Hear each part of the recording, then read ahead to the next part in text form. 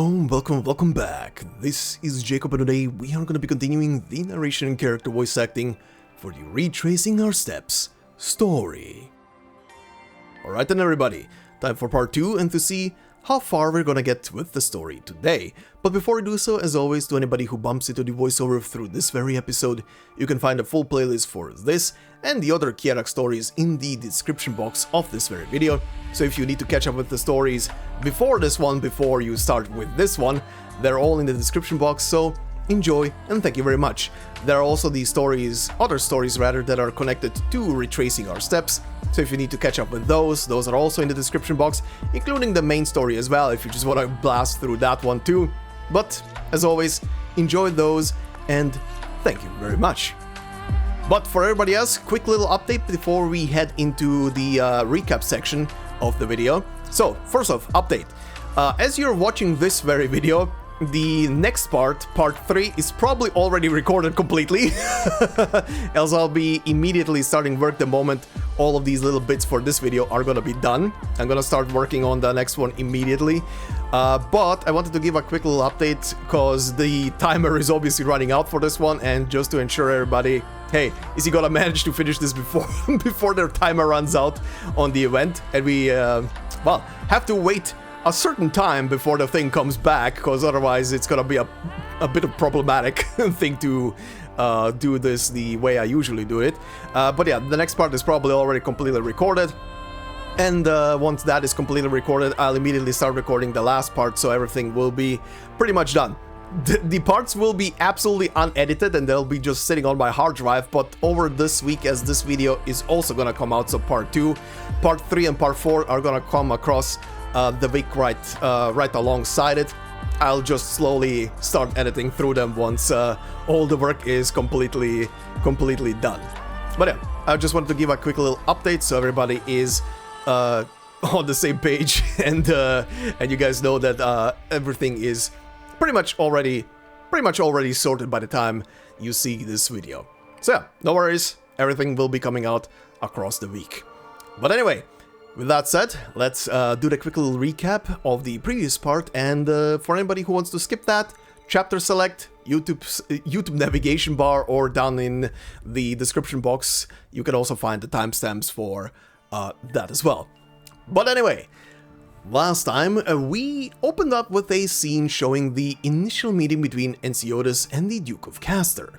Switching then back to our current time in Kjerag, we follow Enya as she is attending to the Great Elder who is in his last embers of life. Over in House Browntail, Yucatan and Ratatas are both nervous because Sciurus is giving birth to her 2 babies right now. At a train station, Monk is in pursuit of a RHINE lab researcher named Karlan for some reason.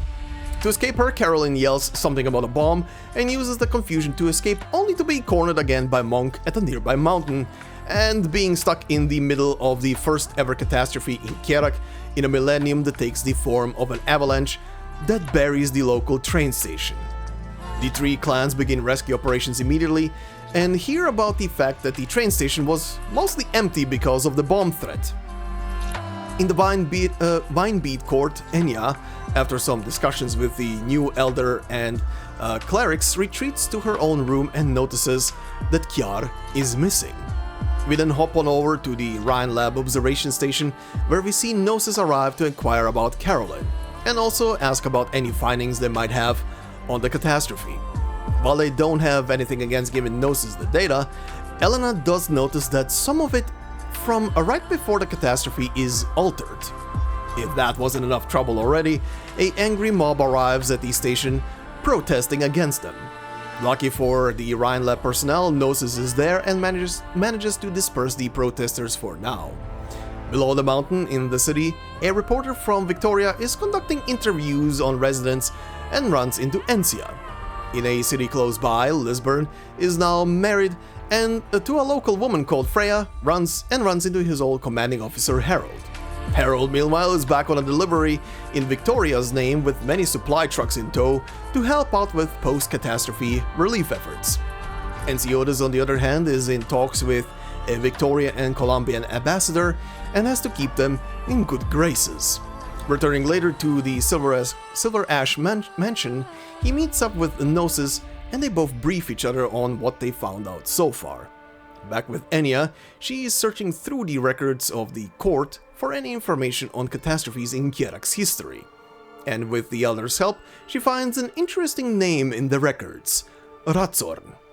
Later, while Ensiodas, Ratatos and Arctos are having a meeting, a Vinebeat court messenger arrives and calls for Ensiodas. Enya wants to meet with him, and as they do share a brief private meeting, she tells her brother that she will be embarking on a new pilgrimage to calm the people. While Ensiodas is concerned about it, he knows he can't stop her, and so Enya starts her new journey around Kjerag. And that is pretty much where we left off last time, so today we are gonna be continuing from stage number 3 all the way to the end of stage number 5. And also because we're gonna be going all the way to the end of stage number 5, because I haven't done it yet. At the end, or rather in the outro section, I will be recruiting our S-Gene Alter, or rather S-Gene the Light Chaser, to the roster. But anyway, let's continue on from stage number 3, titled Among Snowy Shrubs. New friends bring opportunities, if you seize the day.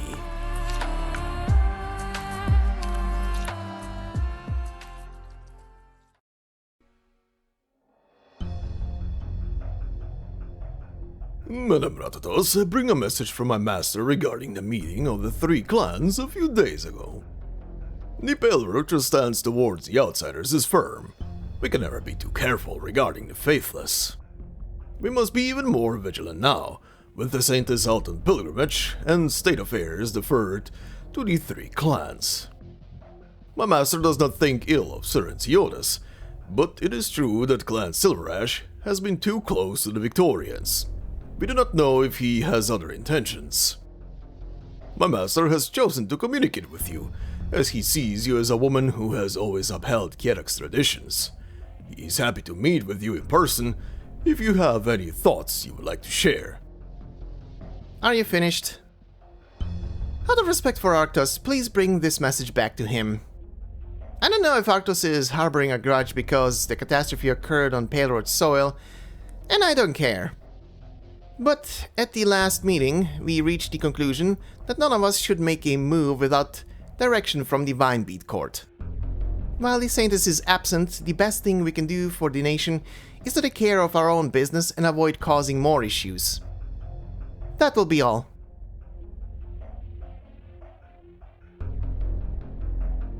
I see. There is no avoiding these issues. I apologize, but this little thing is no cause for concern. Let us return to the topic at hand, long-term cooperation between premium Victorian clothing brands and Clan Browntail. No, wait. With all due respect, Madame Browntail, I'm afraid this is not an issue I can ignore. If the people of Kjerag are so hostile to Victoria, are we to believe that any cooperation can last? Our 3 clans may have our differences, but I am the sole representative of Clan Browntail. You may take my word on that. This conflict between the 3 clans, I suppose that's not hard for a Victorian to understand. Not at all. I have made great efforts to learn about Kjerag during my time here. Your culture is exotic and fascinating. While all of Kjerag is united by your Kjerag under faith, the same tenants seem to have had different influences on the 3 clans. The brave Pale Roaches, the clever Silver Ashes, but you Browntails, I must apologize that I find it hard to summarize your virtues in a single word. I suppose the way I would put it is that Clan Browntail is noble and trustworthy. My sympathies for the homework you have to do. Knowledge is the foundation of cooperation.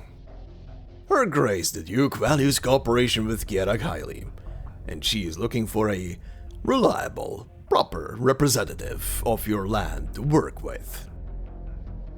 A representative of Kjerag? Is Her Grace unsatisfied with Karlan trade? Mr. Silverash is a most astute businessman, but this is also his greatest flaw. He will not permit any other winner in this game. I'm sure you understand as his neighbor. A keen summary. Therein lies the problem. The three clans may equally be Kjeragander's children in name, but in the eye of an onlooker like me, they are not. Even an outsider like me can tell that your clan and the Pale Roaches have had virtually no effective role in response to this catastrophe. The Silver Ashes and Karlan trade have not only monopolized Kjerag's foreign commerce, but also all of her foreign affairs. And your nominal head of state, the Saintess, Mr. Silverash's sister, seems to have no objection to the present situation. Mind your words, sir. Do not presume to blaspheme the Saintess's piety with your prejudice. Oh, I apologize if my frankness has offended you. Please understand that I am speaking out of good faith, and simply conveying what I have observed as an outsider. Cut to the chase. What's your proposal? A simple one. Victoria is seeking friendly, equal, and truly mutually beneficial cooperation. Effective, long-term cooperation. Not one that only benefits one side, or limited by narrow-minded nationalism. Her Grace thinks highly of Clan Browntail, and of you personally. My presence here is proof of that. The opinions of foreigners is of no importance to Clan Browntail. Your promise is the very proof of the shifting nature of Victoria's position. You are wrong if you think Clan Browntail is simply another Clan Silverash, but easier to manipulate. No, of course not, Madame Ratatos. The Empire of Victoria does not seek subservience or dependence. She seeks to do the right thing. Clan Silverash is a window that is sometimes open, sometimes closed. Only those inside a room can truly know its contents. Tell me, Madame Browntail, are you not tired of the constant, meaningless tribal conflicts that haunt this land? Or perhaps you aspire to lead Kjerag into a new era yourself? I think that will do for today. Thank you for your visit. I fully understand your proposal, and I have a message for you to bring back to the Duke. She does not yet have a sufficient understanding of Kjerag, but I sincerely hope she will one day find it. Noted. Unfortunately, any commercial cooperation must remain on hold, while political issues remain unresolved. But we have plenty of patience for an important partner, such as yourself. We look forward to your answer.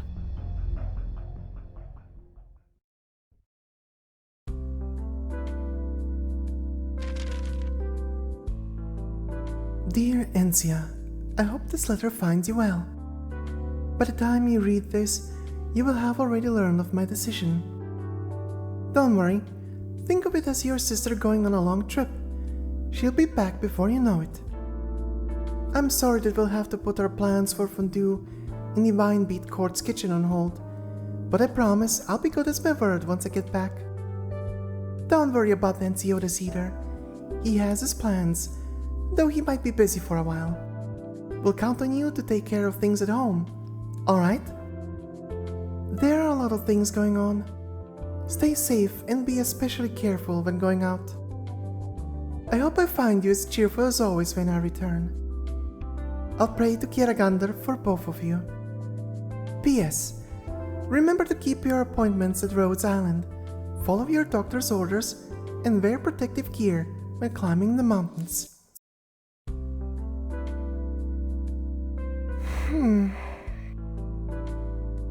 A letter from Enya?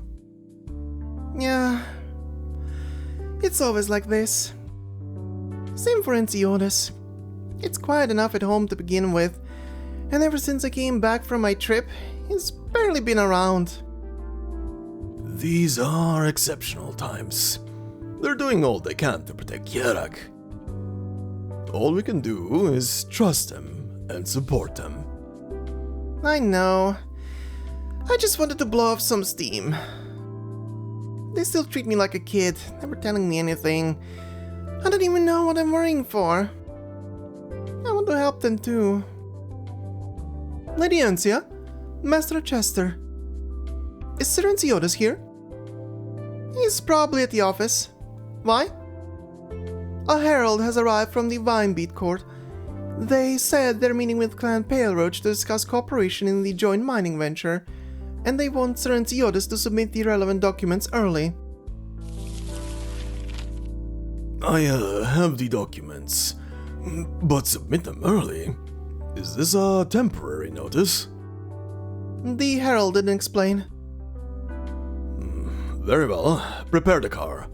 I'll go. Before he can finish, Ansia grabs the documents and runs out the door. You can stay at home, Uncle Chester. Let me handle it. Ansia, come back! Sir Ansiotis said you are not to go outside without permission. It's alright. Ansiotis must have forgotten to bring this with him. I'll have a good laugh at him later. Come on, let's go. Oh dear. I should let Sir Ansiotis know.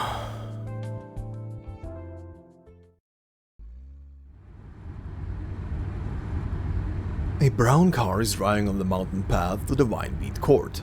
Sitting in the back seat, Arktos rubs his neck. Why call me over so early in the morning? Is the mine thing so urgent? I hear Sir Ansiotis often stays overnight at the company these days. An early morning meeting would fit his recent routine. It's not like there's much to discuss. I'm just waiting for the Silver Ash documents to sign off on. Give me the minutes from last time, Gula. I'll take another look. Yes, sir. Sitting in the passenger seat, Gula takes the documents from the glove box and is about to hand them to Arktos, but the car is violently jolted. Oh, what was that? Falling rocks! They almost hit us! Falling rocks? Here? The car is once again violently jolted before he could finish, as falling rubble slams against his trunk. It's not safe inside. We need to get out, sir. The road ahead is blocked. Fee fun! The three of them abandon the car and run to the mountainside, but the amount of falling rubble is overwhelming. Look out! A rock falls toward Arktos. Gula pushes him out of the way, and is struck by the sharp edge of the rock on his forehead.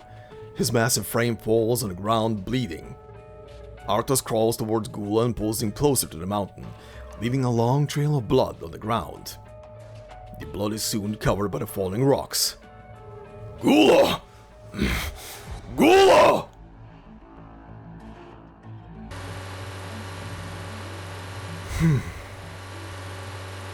The tranquility of the mountain is broken by the roaring sound of engines as the morning mist disperses. Tranquility is not what Degenbrecher seeks right now. She pushes her bike to its limits. The scenery flies by swiftly, but she does not see what she is looking for. The tracks are still visible on the road. The target was here not long ago. There! Degenbrecher jumps off the bike and rounds a corner.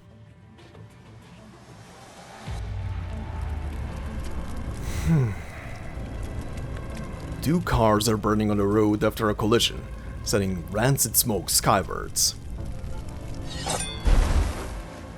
Degenbrecher pulls her weapon and creates a gust that extinguishes the fire, revealing the familiar silhouette of a Silver Ash car. The door is easily cut open. There is no one inside. Degenbrecher's worst fears have not come true. She hears the sound of rocks clashing from the direction of the cliff.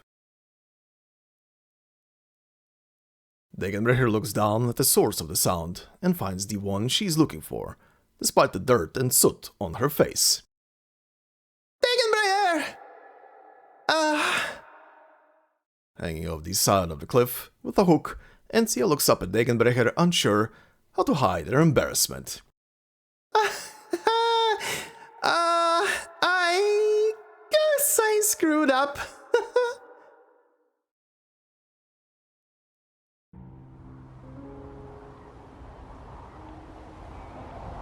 Her kingdom promises not tomorrow, nor was it built for yesterday.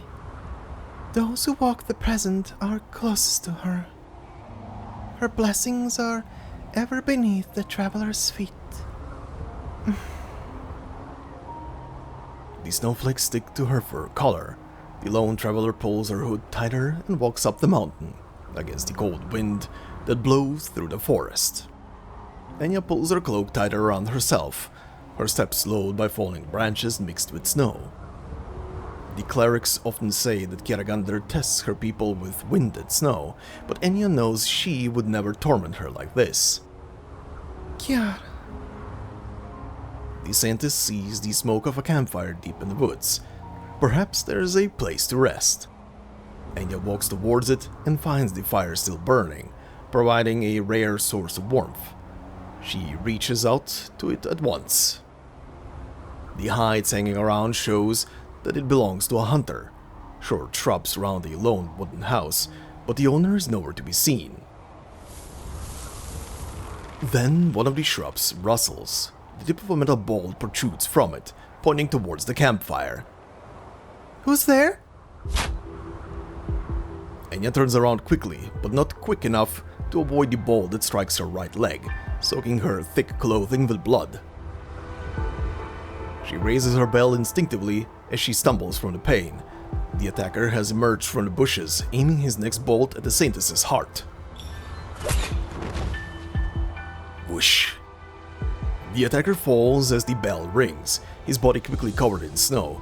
Slowly, the small lump turns red. It was not the holy bell that did this.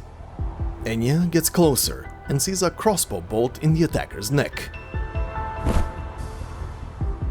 A rough hand, small but strong, grabs Enya's shoulder and pulls her to one side. Another bolt cuts through the air, taking down another attacker, but more of them continue to emerge from the forest. Hotskov bandits! How dare you commit murder at my camp while I'm away? A young huntress carrying a heavy crossbow that seems too big for her stands in front of Enya. She smells of herbs and cloud beast. Stop daydreaming! You're a silver ash. What are you doing here? Never mind. Stay close to me.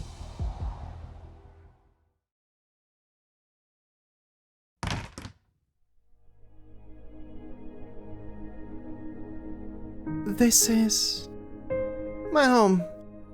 Last I saw, they were going the opposite way. It's safe here. I'll wrap you up and then you need to leave. Thank you. Don't talk and don't fidget, Silver Ash. Your wounds aren't that bad. There was some distance, and your thick clothes absorbed some of the impact. But the bolt has a hooked head. It'll hurt when I pull it out. I'll try to be steady.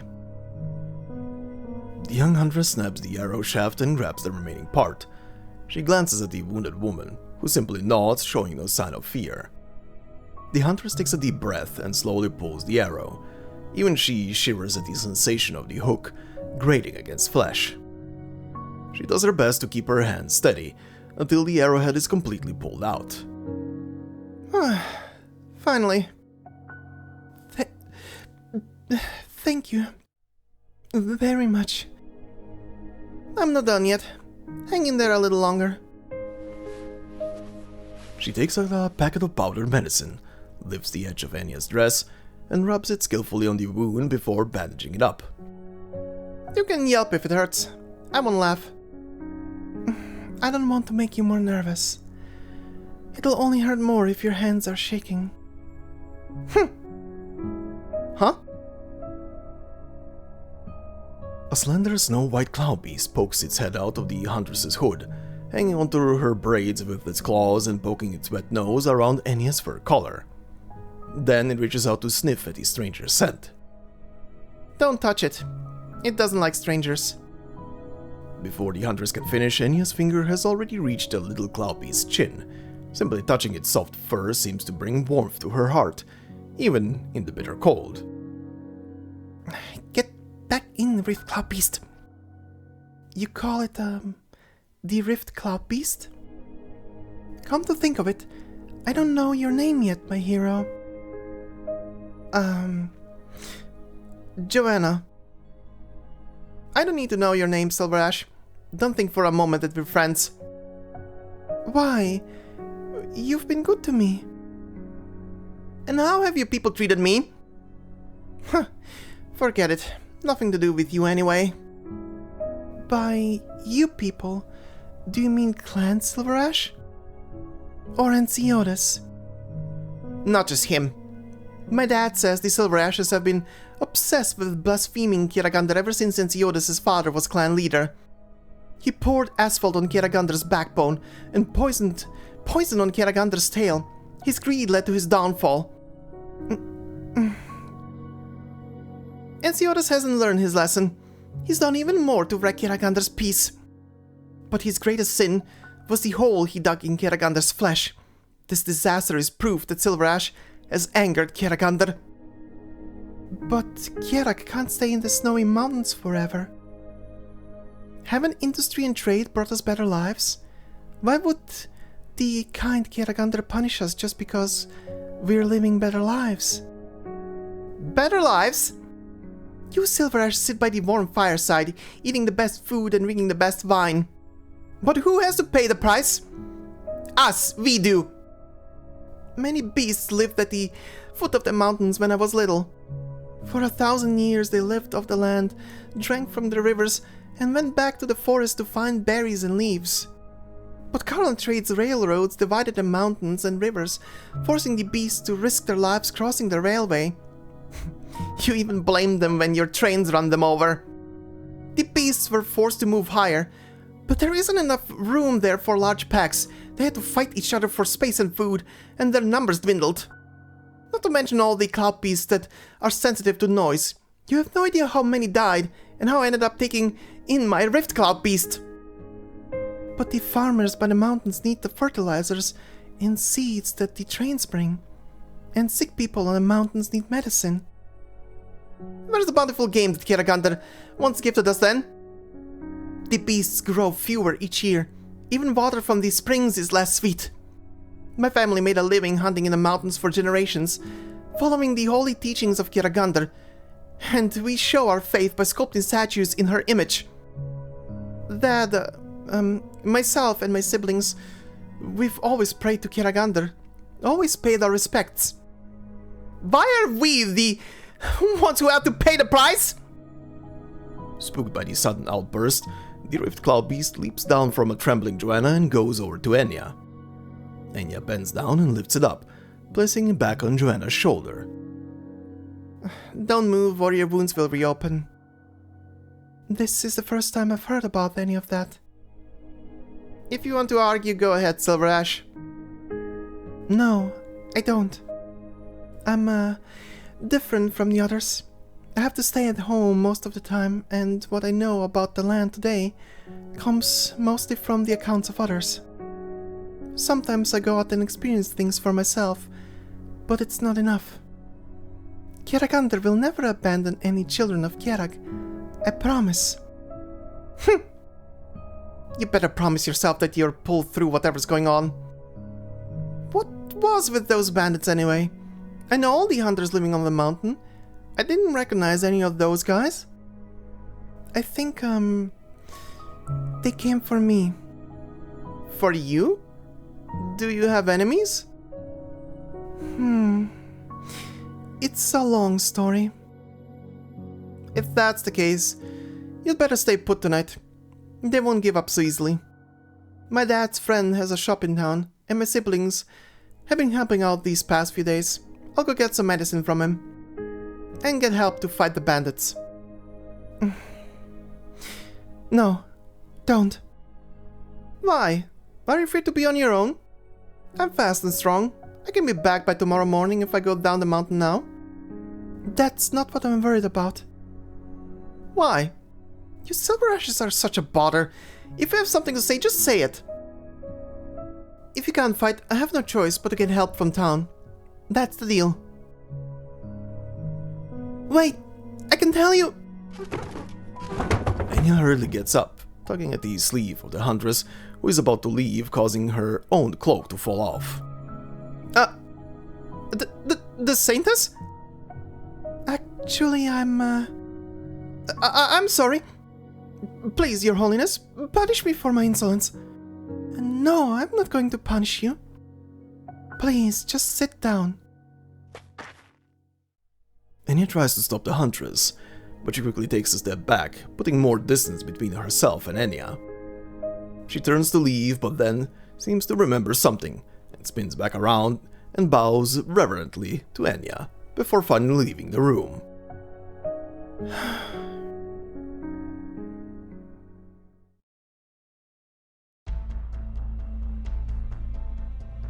General Gulo? Could you knock on the chiba door before barging in, Matador boy? What are you doing here? I was accompanying Lady Incia for a checkup. She suffered a car accident this morning, but fortunately she's unharmed. I was told you were here too, so I thought I should pay you a visit. Are you alright? Just a scratch, but wait, is it something happened to the young Silver Ash lady? Lady Incia was delivering something to Sir Enciotas when she suffered a head-on collision with another vehicle on the way to the Vinebeat Court. It was fortunate that Madame Degenbrecher quickly arrived on the scene. You said she was going to the Vinebeat Court too? Strange. My master received a summons from the Vinebeat Court this morning, saying there was a meeting. It was on the way there that we were struck by falling rocks. Did you hear anything from the Browntails? No, not yet at least. What's the matter with the Browntails? No wonder Sir Arctos was fuming when he left. I haven't seen him so angry in a long time. But I said... listen, brother, I need you to do me a favor. Can you ask Sir Enciotas to go to the Browntail Manor at once? Sir Arctos is even more hot-headed than I am. I'm afraid he might do something impetuous. Sir Enciotas is the only one who can stop him. I see. We'll let him know immediately.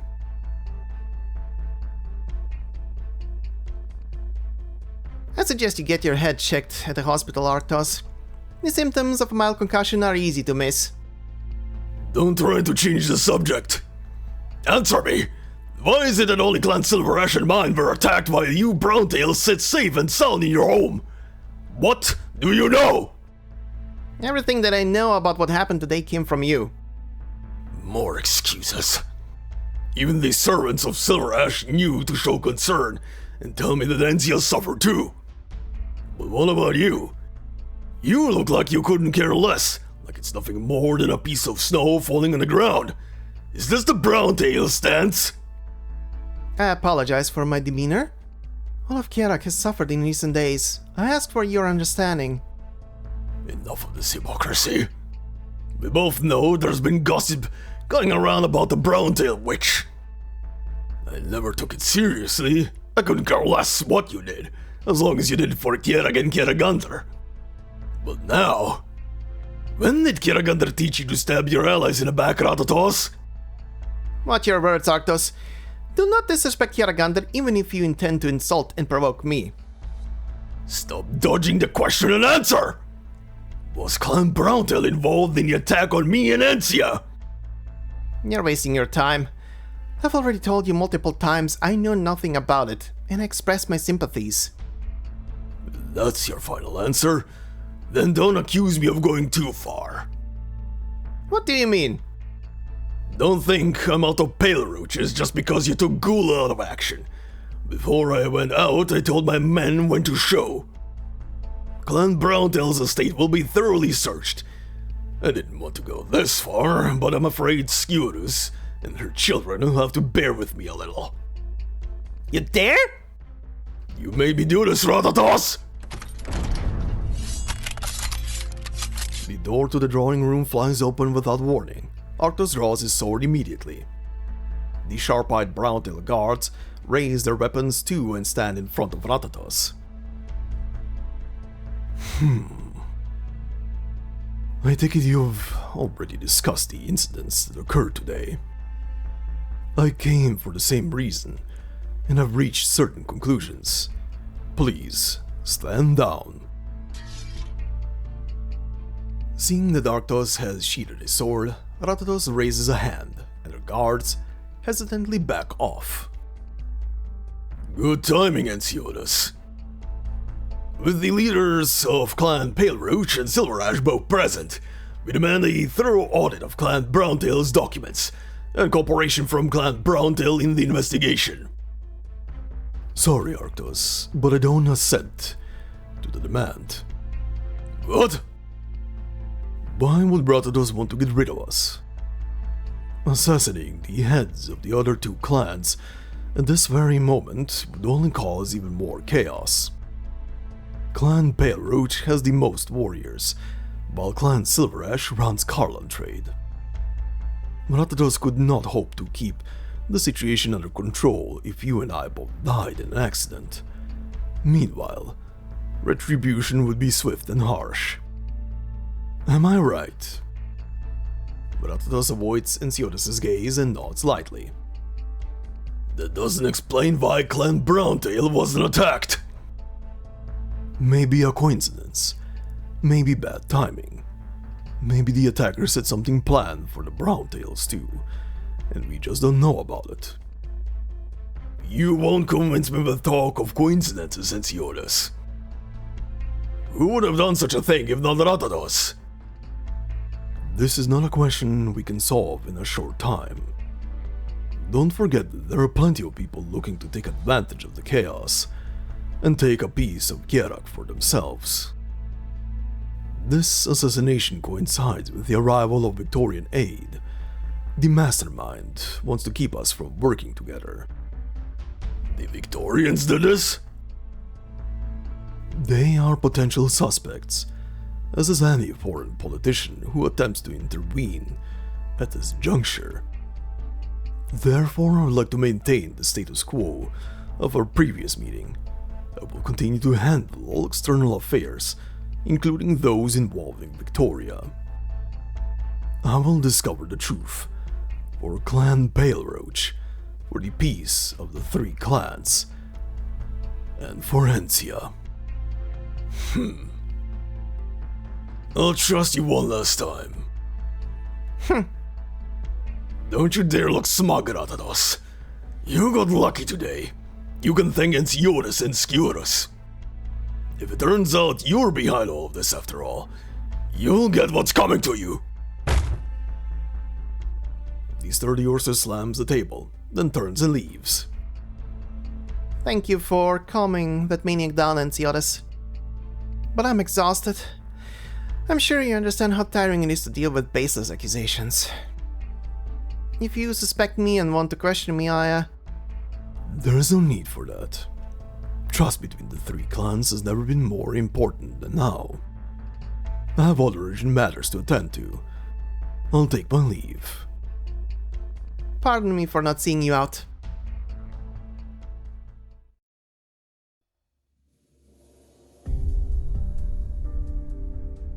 Encia wasn't hurt. You can rest easy. I was the one they were after. Obviously. The accident was very likely staged. They targeted your car without knowing who was inside. Something's not right. It's too forward.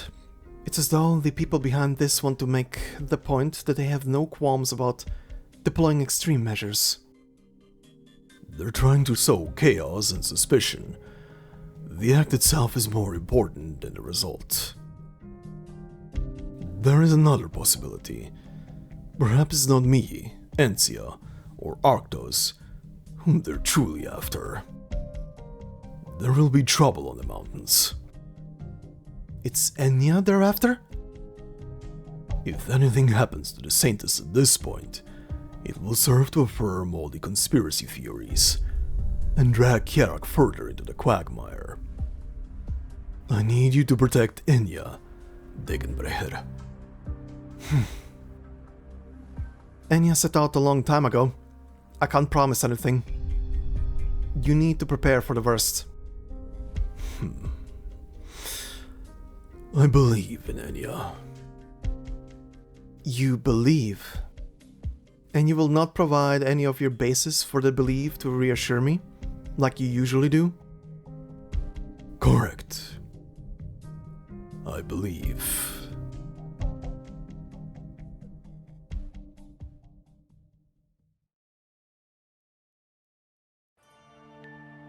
So yeah, lots of scheming in the background going on here. Pretty much every single one of the heads of pretty much anything got almost immediately assassinated on the spot.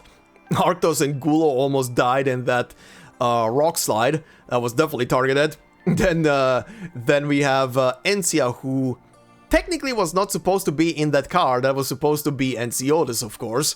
But let's also be real here. I can totally smell it from a mile away. Probably Enciotis was suspicious of something going down and was not even near the car. So poor Enya. Sorry, not Enya. Poor Encia for falling into that little thing, that little scheme there that is happening. Almost died herself, but luckily survived. Luckily, every single one of them survived, but was almost assassinated. And obviously that provokes Arktos to immediately suspect the one and only family that was not targeted, which is the Browntails. Which, on the other hand, Ratatos having weird meetings with the Victorian ambassador, of all people. That's also sus. And then, like I just said, pretty much everybody almost gets assassinated. Enya, who is on her pilgrimage, gets targeted by a group of people who, at least from the sprites on first glance, look like they're people of Kjerag. But luckily our new playable character, which I'm very happy that she's actually being properly included in the story and everything, and isn't just a, hey, here's a random character from Kjerag, right? But an actual character in the story. And I'll say this right now, you'll see a bit more from her in the story as we're gonna be progressing. Quite an interesting little character, and I'm happy that they are actually properly including her. But yeah, shit is happening. Assassination attempts are happening across the board on pretty much every single head of any single house, and the Browntails somehow avoiding it. But anyway, before we continue, on this stage we had one new enemy, which is this little guy called the Frost Dillo.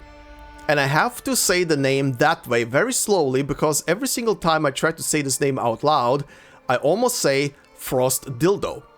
I can't be the only one, it's way too close to it. Anyway, creatures with heavy shells on their backs. Despite their intimidating appearance, they are actually docile and friendly and can be trained to serve as burn beasts.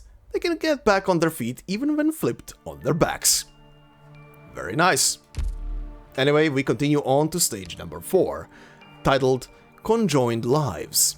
We put aside our differences and the conflicts of the past and walk hand in hand towards the same future.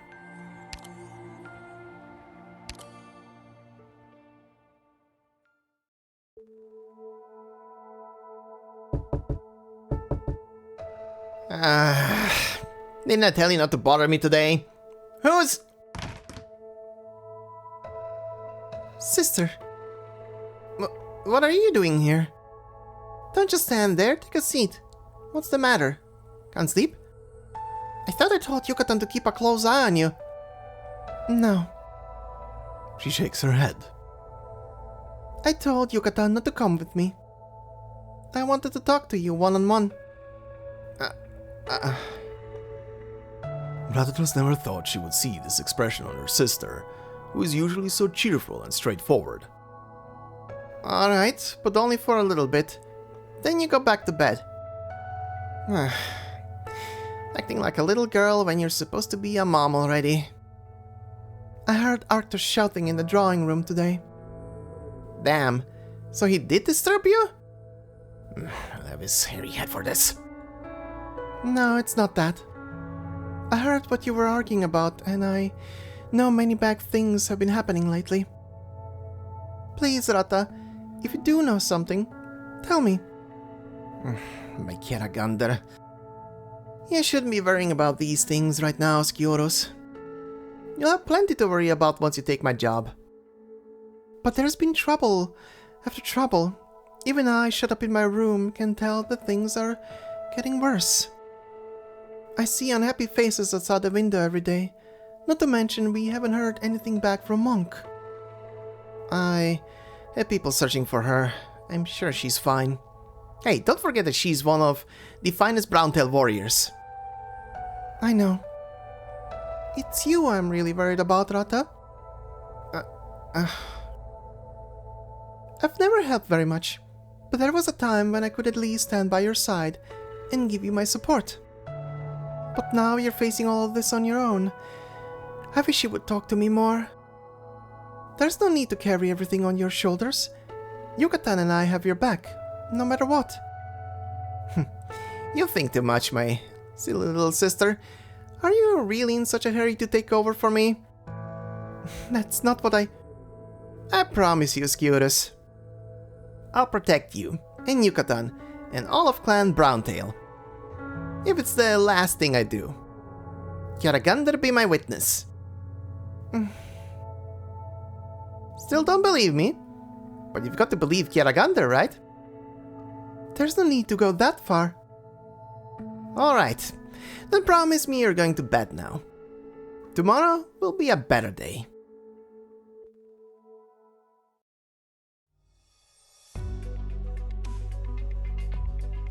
You honor me with your invitation, Madam Browntail. I take it your thinking has changed, then? Cut the crap.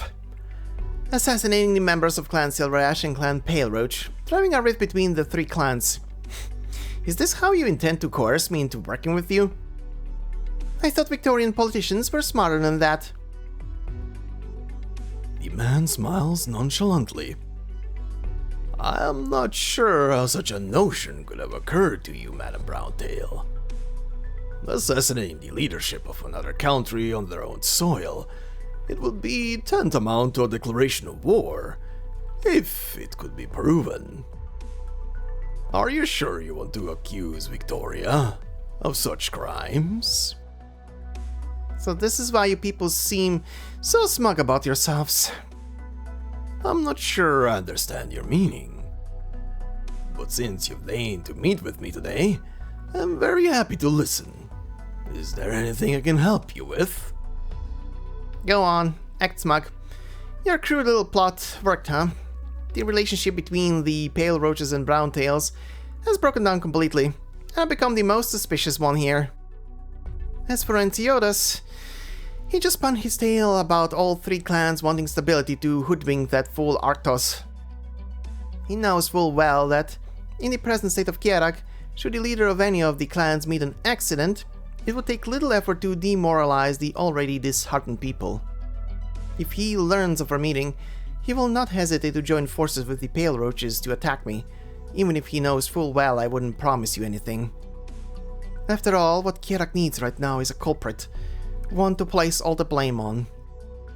In that event, it's entirely possible that Clan Browntail will be wiped off the map. I don't have much time left.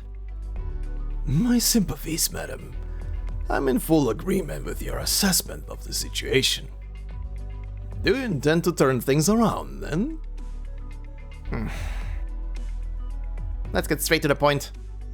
First, I want an absolute guarantee that you will prioritize the safety of Clan Browntail and the people of my domain, no matter what happens. Of course. We have long sympathized with the ordinary folk who have become marginalized by Clan Silverash. It is one of our major goals for peaceful cooperation with Kjerag. Say whatever you want. Second, all the trade policies currently in place will remain so when Clan Browntail takes over from Karlan trade, and Victoria must not withdraw any assistance currently offered to Kjerag. Otherwise, we reserve the right to terminate our cooperation with immediate effect. Not something you want to happen. You need not worry, madam. We are more than eager to cooperate with Kjerag, and would never dream of undermining this partnership. There will be much room for further cooperation once you become the sole representative of your nation. Good. Taking over Karlan trade isn't something that can be accomplished overnight. We need time to prepare, and the first order of business is to deal with Arktos. I know that man, and he will come looking for trouble if he finds out Clan Browntail has been working with Victoria. In a sense, he's an even bigger problem than Enceotis. That bloody fool. Most regrettable. The decision is yours, Madam Browntail. How should we persuade Arktos? I will contact him again for one final meeting. Oh? There is an old Browntail manor at the foot of the mountains in the southwest, an area that is virtually uninhabited. I will send Arktos a message telling him to meet me there tomorrow, where I will explain the truth. The time of the meeting is set at 7 PM, 15 hours from now. I hope Victoria will demonstrate its good faith. Of course, you will not be disappointed. We look forward to her persuasion of Clan Paleroach.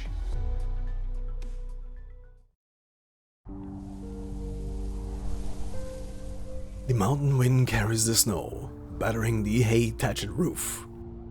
A few dry leaves are blown into the air, landing on the brains of the girl sitting on the rooftop. She picks it out and rubs it in her fingers.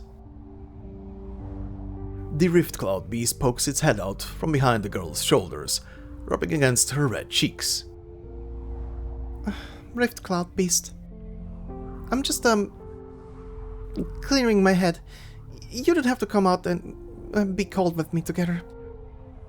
The little white creature, which has endured many harsh days and nights with Joanna, purrs gently. Thanks. I don't know how to face the Saintess. She is the Vicar of Kjerag. I should love and honor her, but how could those things happen? Why must my family be punished? The girl sits quietly on the roof, Rift Cloud Beast in her arms, until the fine snowflakes cover her hair in white.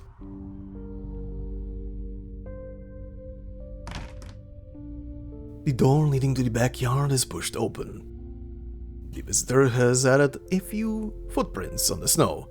Enya sees 3 scattered crossbows as she walks to her left and picks up one to examine it. It is smaller than the other that Joanna uses. Enya casts her gaze in front, and there are 3 targets standing a short distance away, with a few bolts on them that have yet to be retrieved. They started training at such a young age. There is a name on the stock. Does it belong to her siblings? Enya's attention is drawn to a bunch of sculptures scattered haphazardly on the ground at the other end of the yard. Their visage is a familiar one. Enya approaches the largest amongst them and holds it before her. The sculptor was obviously extremely skilled. Kjerag is smiling gently upon her. This is... just like the one we built at Lake Zilbenahadze. I guess this is what they all think you look like.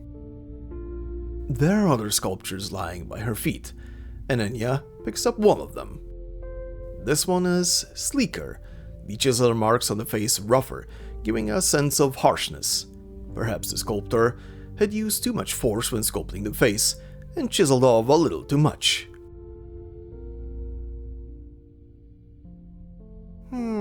It's not right, is it? Doesn't look like Kjerag at all. The face needs to be a little thinner, and the body... Will you heed the plea of your humble handmaiden, Saintess? Enya, please!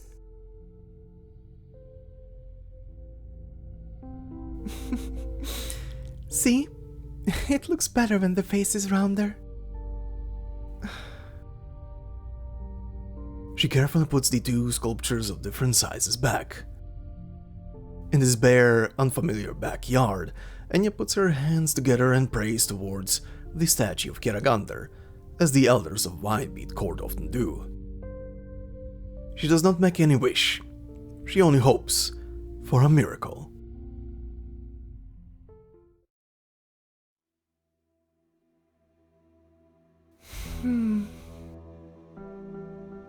The sun has set, but the huntress still sits in the yard. She hurriedly gets up to bow when she sees Enya, but the latter lays a hand on her shoulder. Saintess. No need for formalities. It's just us two. I would prefer it if you would call me Enya. As you wish. After greeting Enya, the girl looks aside and falls quiet again. There were a lot of Kjerag sculptures in the backyard. Did you and your family make them yourselves? Joanna nods in silence. They look a little different. Is it because people interpret the image of Kjerag depicted in the old books differently? My dad made the ones that looked like her. I made the ones that don't. I'm sorry. I just wanted to ask, why did you make all those sculptures? My family is a branch of the clan Pale Roach that went into the mountains on Kjeragander's orders. We've been hunters ever since. We believe all that lives in the mountains share Kjeragander's soul, and we are all part of the eternal cycle of life within her. In gratitude for the blessings of Kjerag, every member of our family must learn to sculpt the image of Kjerag once we are old enough to hunt alone. We also make leather jackets, bone sculptures, and accessories worth her mark. Here, blessed hunter, are the whispers of the wind and the grass not her hymns? Are the creatures that walk and fly not she embodied? The cycle of life and death is the cycle of water and ice. There is neither beginning nor end. Speak of Kjeragander's wisdom and love, and listen. Rely not on signs and omens, but seek upon snow-covered peaks, and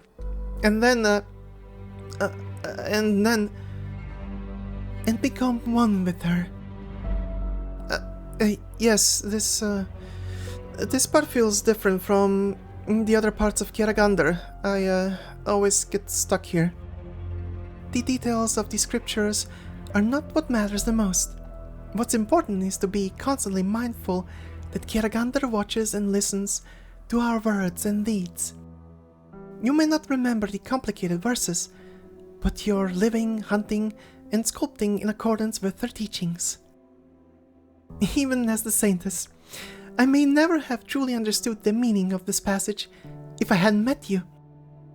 You're one of the most pious faithful I've ever met. Kjerag will protect your family. Really? Yes, I'm her chosen saintess after all. She will appear when we need her most, no matter what hardship we face.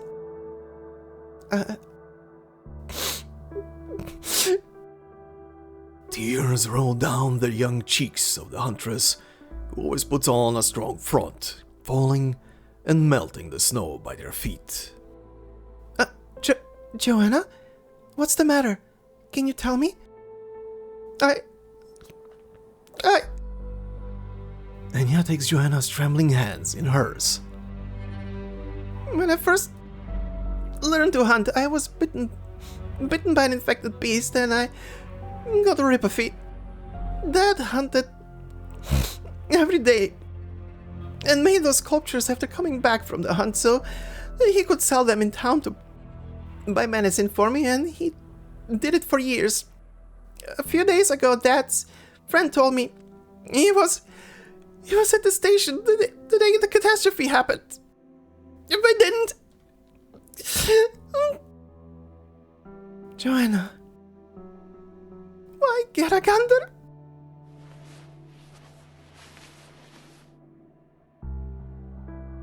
The grieving girl drops to the ground, curled up in a fetal position. Enya kneels by her side, trying to find words of consolation, but for all the scriptures she has memorized, none have an answer. After a brief hesitation, she begins patting the girl's back. There is a lump in her throat. If even eternal Kjerag can fall silent, what could her saintess possibly do? Are you listening, Kjar? Sitting by the window, the rift cloud beast suddenly growls with as much volume as it can muster and darts back into Joanna's hood. Joanna sniffles and wipes her tears with her palms. Someone's coming. I'll get the door. Young lady, how do I get to the nearest town? Are you lost? Do you see those lights? You follow the trail down the mountain and follow the lights whenever you come to crossroads.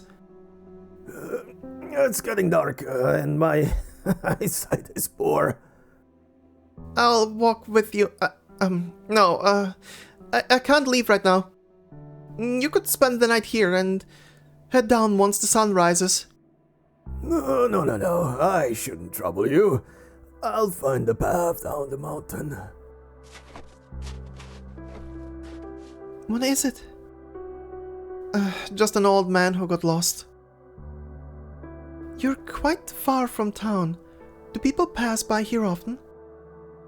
No, my family are the only ones who live here. We don't see many passerby. In fact, you were the first. Look out!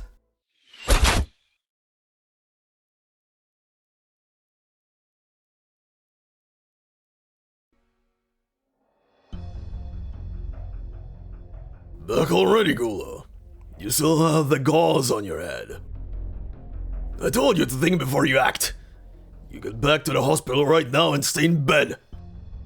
Master, I heard that you're going to meet with Rathatos again, at the Browntail's invitation. You can't go. What, you think I'm afraid of her? That witch says she's going to tell me the truth. I'm eager to see what she spews from that mouth of hers. But Master, the meeting is on Browntail turf. This is clearly a trap. You think I don't know? A pale roach never runs from a fight. Just because it's her turf doesn't mean a pale roach is helpless there. You know what? Seeing that gauze on your head is making me doubly mad. I don't care how mad you are, Master. I'm sitting right here at the door and not budging an inch until you change your mind. And what does any of that have to do with you? It's my own fault I got hurt and couldn't protect you. All I can do is stop you from putting yourself in danger. Ugh. I'm not angry at you. I'm angry at those bloody browntails. Don't worry. I'll settle the score for you. I'll show them nobody messes with Clan Pale Roach. Get out of the way, brother. Master. Warriors, take General Ghoul back to his room. Several warriors help Ghoul up and help him walk back to his room.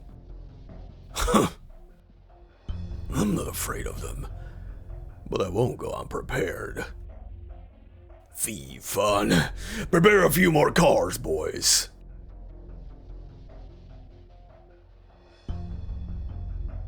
Dinner is ready, Madam Scurus. What about the matriarch? Will she not join us? Matriarch Rathatos just left. She says not to worry about her. I remember the matriarch saying she had a meeting with Clan Pale Roach today, but it's so early. Did she go alone? We're not sure. Something doesn't feel right, Yucatan. Go after her? Alright. One moment, please, Madam Sciurus and Master Yukadan. What is it this time? The matriarch left orders before she left. We are not to allow the two of you to leave home tonight. Under any circumstances.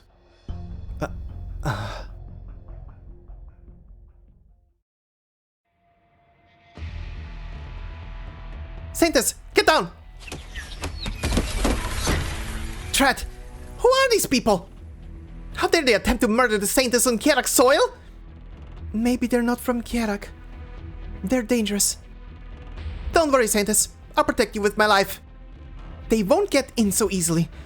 Don't underestimate the hunters of Kjerag. The young huntress locks and loads her heavy crossbow, barely taking any time to aim it through the broken window before pulling the trigger. It is immediately followed by multiple screams. Hit! Careful, there are a lot of them. We can't just stay here. We need to get out. What do we do? Calm down. Listen to me.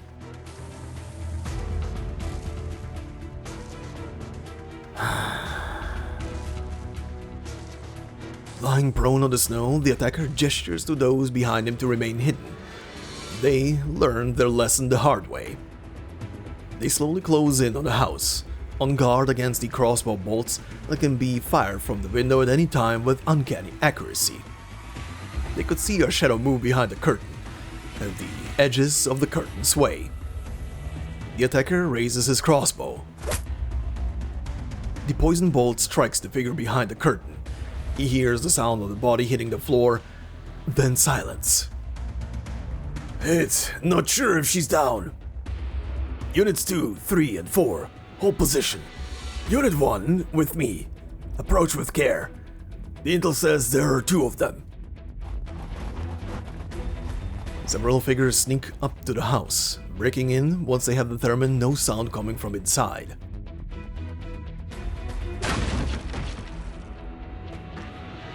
What? It's a wooden sculpture? A sculpture of Kjerag lies on the ground, a crossbow bolt sticking out of its head. The assailants didn't notice the delicate sound of machinery operating as they entered the room. They hear the ringing of a bell, while their arms and legs go weak.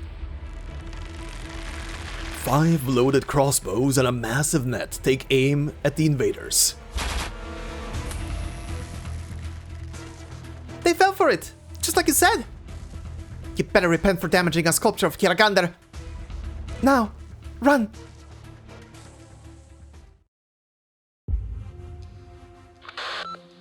Alpha, report. The Pale Roach convoy has cleared the 3rd checkpoint.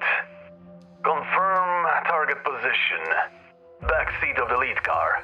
Shall we engage? Affirmative. Wait, there's a change in the situation. The target stopped moving. No direct line of sight. I can't see what's going on. Round-tailed warriors? What are they doing here? Stand by. I'm calling number 1. What's the meaning of this? Your matriarch told us to come to meet her, then sent you to stop us? The location of the meeting is just ahead, Sir Arctos. This will only take a minute of your time. Please allow us to search your vehicles, in the interest of safety. What a joke. You're afraid of a handful of boys when your people pick the location? You people are cowards. The orders came from Matriarch Ratatos. We request your cooperation. Do what you want. I've got nothing to hide. No issues. You may proceed now, Sir Arctos. Not so fast. You searched us, now we search you. Search every nook and cranny from here to the Browntail Manor, the road and everything around it. You find anybody suspicious, take them in. Yes, sir. Report on the target's location, Alpha. Come in, Alpha. Alpha, can Can you hear me? Report. What's going on? Command, the target car has entered the surveillance zone and is approaching the final point of action. Should we move? When did he... Is there any movement from the target? No, the target hasn't exited the vehicle. I can't see inside from here. Stand by. Engage once you have visual on the target. Bravo reporting. We have visual on what we believe to be an armed Kjerag patrol. Have we identified them? Unclear. Possibly Pale Roach guards. Charlie reporting. We've spotted Kjerag warriors too. They're searching nearby buildings. Our position may be compromised. Should we make a move now? Negative. Stand by. We've been compromised. Engaging. They found us. We've been exposed. Repeat, we've been exposed. Permission for final action. Oh, bloody hell. Affirmative.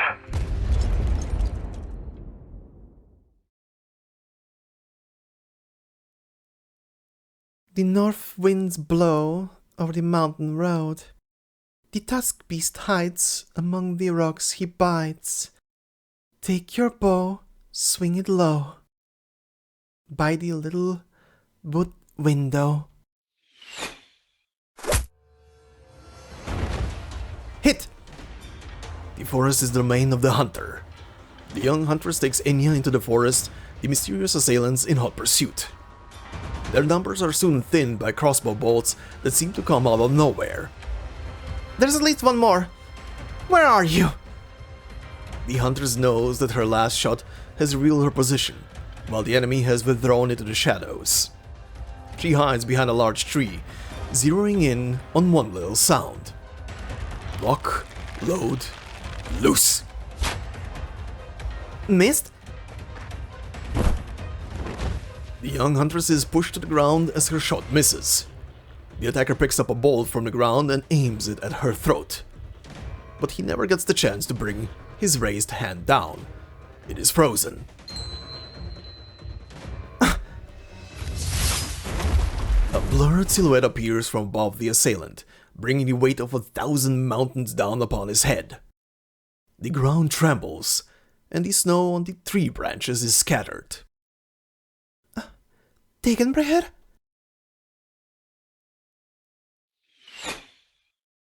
Degenbrecher catches the bolt flying toward her with one hand. Who are you? What do you want with the Saintess? Stop, Joanna. Degenbrecher is a friend. Degenbrecher?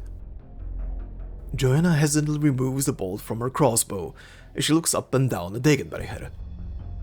I've heard your name before. They say you're a strong warrior. But I've never seen a man beaten into permafrost like that. What are you doing here, Degenbrecher? Enciotis sent me. I apologize, but now is not the time to stick to the rules. How did he know I was in danger? This is not the only attack in recent days. There were attempts on the lives of the members of the clan Silverash and Pale Roach. Soon after you left the Vinebeat court, the three clans are on the brink of civil war. How could this be? These people, only now do the trio have time to take a long look at the assailants. Late assailants, more precisely. They're wearing Pale Roach armor, and they're carrying standard issue Kjerag weapons. Clan Pale Roach? That's impossible. Clan Pale Roach has always been loyal.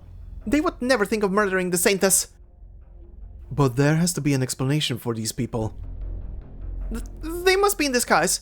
Someone is trying to frame the Pale Roaches. Let me see. There must be some gap in their disguise. Yes, look at this bolt. These people thought they could fool us wearing Pale Roach clothes, but they got a very important thing wrong. Look, the bolts they're carrying are two-fletched, but the ones used by Pale Roach warriors are three-fletched, which are more suitable for battle than hunting. Dad told me that our family was the best, most loyal warriors of the Pale Roaches before we split from the clan. Our shooting skills were passed down from our ancestors who used them in war, mostly against the Silverashes. A logical explanation. All ancient history now. The wars between the three clans, Pale Roach, Browntail, and Silver Ash, have long since come to an end, and your family became hunters under Kjeragander's guidance. Yes, by Kjeragander. It's not hard to guess who is impersonating Clan Pale Roach. The Victorians. Dagenreha pulls a ball from one of the Victorians' necks and examines it. Did you make this yourself? Yes, my dad taught me when I was little. The craftsmanship has been passed down my family from one generation to the next. From one generation to the next? The cut of the fletching, the shape of the point, even the etching of the shaft, these are all unique to Ursus. How's that possible? That said, it's a mark of Kjeragander's faithful. I've seen arrows like these in the arenas of Casimir's many times, used by those who claimed to master most authentic Ursin martial arts. A gimmick, no doubt, but the GCC also sponsors legitimate historians. I've read their papers and seen the artifacts they dug up. But we're all indigenous to Kjerag. We used to be part of Clan Pale Roach. What do Ursus have to do with Kjerag? Enya? Some brought flags, some brought drums, and some brought swords. The three outsiders fought constantly, and their blood turned the rivers red, and she grieved. She went to the place of battle and said, "Sheathe your weapons, and let your hearts be joined, and I will bestow upon you the blessings of prosperity, and protect you from ill." But the three were foolish, and continued to fight even after they heard her words.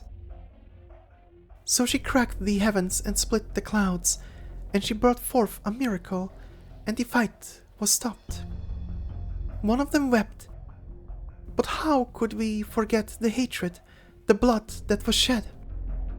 And she wept as well, and her tears froze the enemy, becoming three eternally frozen peaks. What was that? A passage from the Kjeragander that is often overlooked. Now I think I understand. Joanna, I believe that your family, indeed all of Clan Pale Roach, originally came from Ursus. You think so too? Yes, but it's not just you. The Silver Ashes and Browntails came from elsewhere as well. As the scriptures say, our three clans were outsiders who fought incessantly over resources until Kjeragander intervened. The three frozen peaks seem to refer literally to the three mountains surrounding Kjerag, but it in fact refers to the domains of the three clans, which she had demacrated. She will come again if the swords are not laid down. Several years ago, she manifested through me, averting what would have been the first civil war between the three clans in centuries.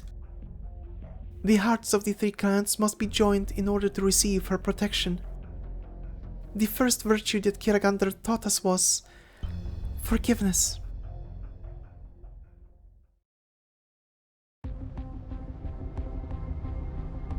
We got the master.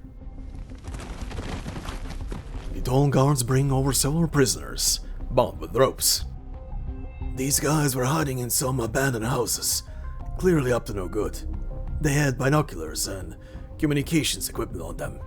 Victorians by the looks of it. Huh! Just as I thought. Ratatos is plotting with the Victorians to kill me. We'll take this man to her... No, we'll do it in front of the Winebeat court with all three clans present, and we'll see what she has to say for herself. Who's there? We caught the remaining Victorian spies, Sir Arctos. We are glad to see that you are unharmed. What? What do you mean? Matriarch Ratatos' orders were to protect you, Sir Arctos. We had been following you and stopped these men, but they attempted to make a move against you. The warriors put their bound prisoners down. What in the name of Kjerag? Where is Ratatos? We do not know. She said she would try to draw out these spies that Victoria has deployed around here. When they reveal themselves, we can...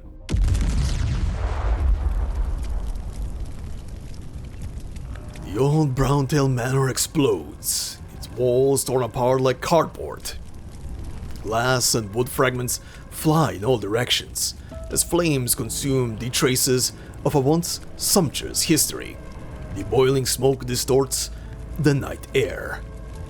The Pale Roach warriors stand transfixed, eyes wide. Behind a brown car, some warriors, caught by the blast, now stagger as they try to help each other up.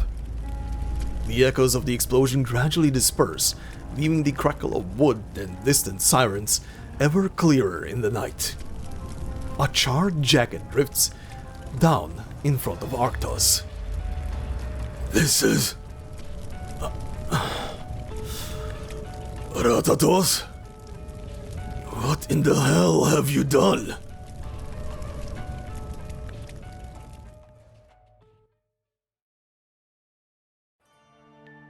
Yep, that last scene definitely did suggest that Ratatos just pretty much went up in flames as the house exploded, and she was being pretty much, she was pretty much using herself as bait for the Victorians. But that seems to have, and I'm sorry for the pun, that seems to have backfired, for her at least. But I do want to say a bit more about that, but before I say rather more on that, we're gonna go through the next cutscene first, before I say more to what just transpired there at the very end, and the Ratatos's sudden passing in the story. But yeah, more assassination attempts. Victoria seems to be behind all of this stuff, and it's just on the surface, at least for now, seems like they're trying to really both destabilize the area and probably wiggle themselves into a very nice position of the whole thing. But again, I'll let the story tell more on that. That is just the current analysis of things, right? But yeah, on the other hand, we have our dear little huntress, who is doubly involved in this whole thing right now.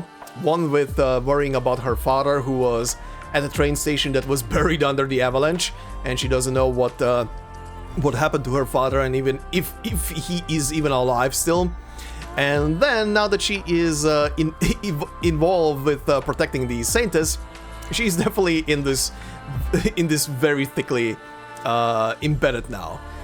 And then Dagonbreaker just shows up and has a badass moment in the nukes the last guy that was trying to kill them. I will give the little huntress quite a lot of credit. She pretty much single-handedly killed every single pursuer they had after their ass. So credit to Joanna for all of that. She is a very capable fighter and hunter. And it shows, because during the scene when the three ladies are talking to each other, we get a bit of lore behind that is kind of dawning on people right now on the history of the three different clans that came to Kjerag. Because yes, they came to Kjerag, they didn't just magically begin here, all three of them, as their history tells through the stories and poems in the Kjeragander. They all arrived from different places. I do wonder from where some of the other clans came along, but very interesting and very obvious. Very obvious. The Pale Roaches. I mean, Arktos is a bear.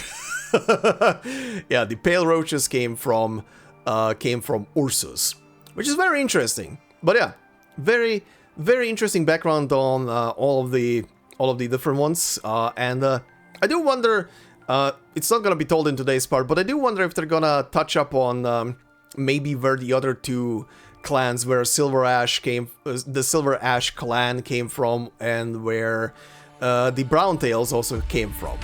If I would be to speculate right now, I would say Silver Ashes could be Sami related, maybe.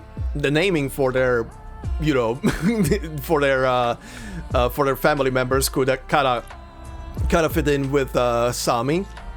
Browntails, I honestly don't know. The only thing I can think of, and this is purely because of some other characters I can maybe think of, Casimir's maybe, I don't honestly don't know. Maybe I'm purely going because we have a couple of you know, squirrel characters from from that region.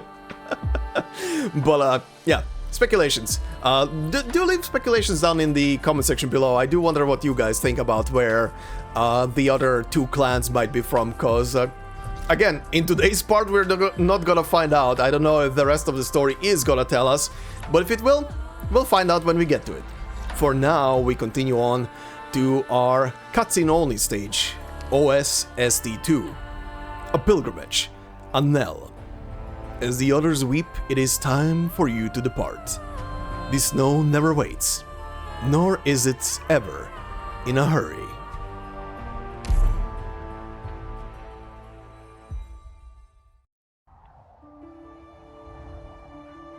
A layer of snow has formed on the withered branch. The rift cloud beast climbs to its tip, squinting in an impression of scouting. The saintess sighs, turning around to look behind her. The huntress following her pauses, her face slightly red from the wind. Joanna, you don't need to follow me. I'm very grateful for all that you've done. As I told you though, the pilgrimage must be completed alone. Strictly speaking, I shouldn't even be talking to you. I know. I'm not following you. I'm not your guard or your servant. I just happen to be traveling in the same direction. Don't worry, I won't talk to you.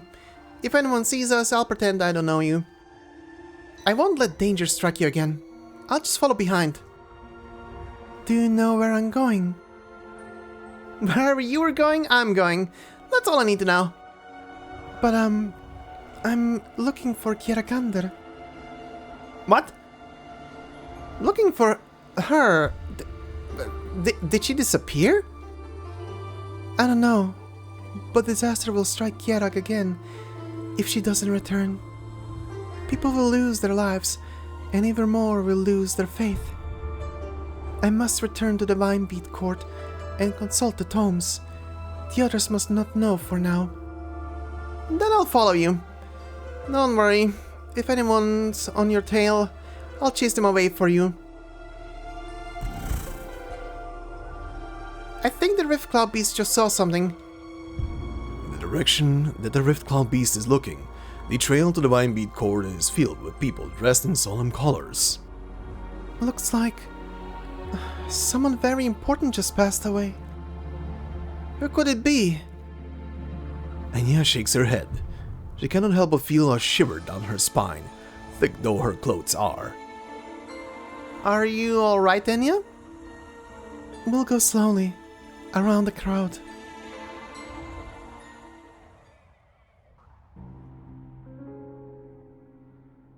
Dark clouds hang low, almost touching the temple's eaves. It is a cold day even by Kjerag standards, and the north wind seems to penetrate the eyes and spines of the mourners. Family members and clerics gather in the courtyard with heads bowed. The people of the Browntail domain have gathered outside to honor and grieve their matriarch who protected Kjerag with her life. Snow falls upon the black umbrellas. One of the Browntail nobles gives the one in his hand a little shake and sighs as the snow pours down. So, the matriarch's body... They never found it. The fire was too big. They turned over every inch of whatever was left, but found nothing. I heard they had to put her usual attire in the coffin, along with some ashes gathered from the scene. Nothing more. How sad. To think that one as bright as the matriarch would... Madam Scutus, I apologize, I spoke out of turn.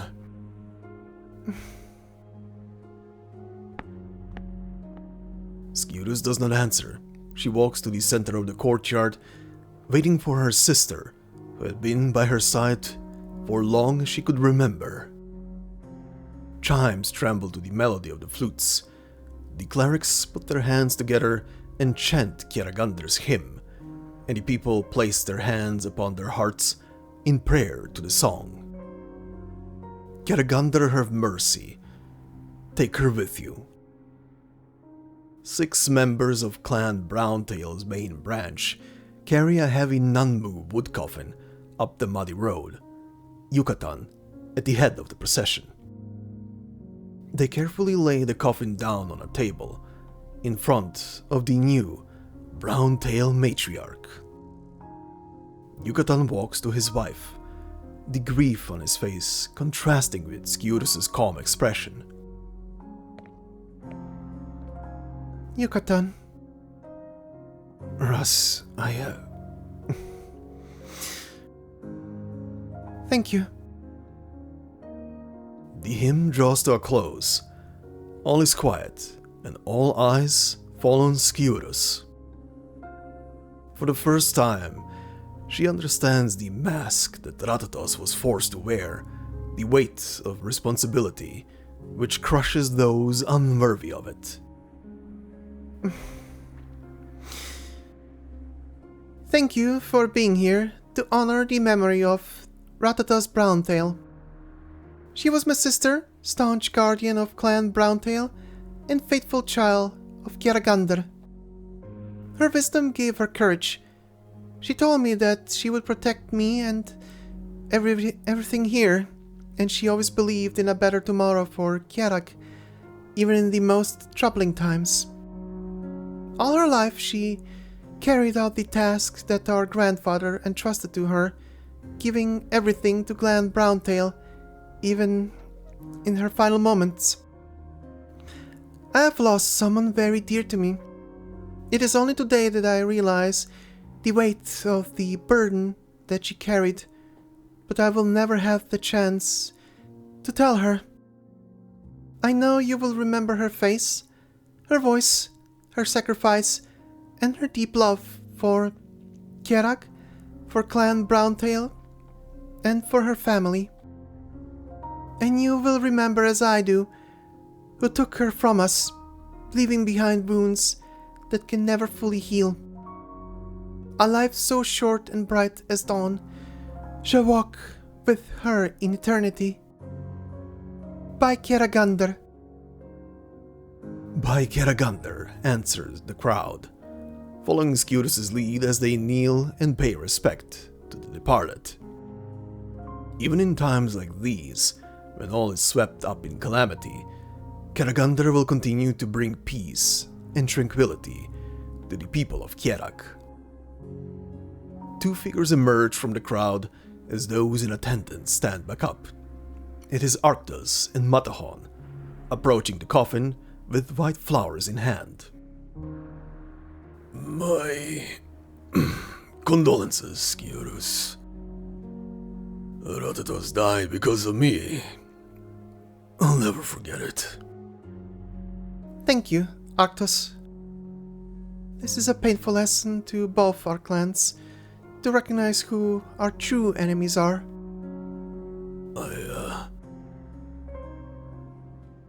Matriarch Sciurus. Sir Ansiotis expresses his regret for not being able to attend the funeral, and sends his apologies and condolences. He will pay a visit to Browntail Manor personally, when the time is right. Please, take care, Matriarch Sciurus. He's so busy he can't even come to the funeral. Thank you. I understand. Clan Browntail recognizes the work that Ansiotis has done for Kjerag. Let us continue the ceremony. I believe we have matters to discuss.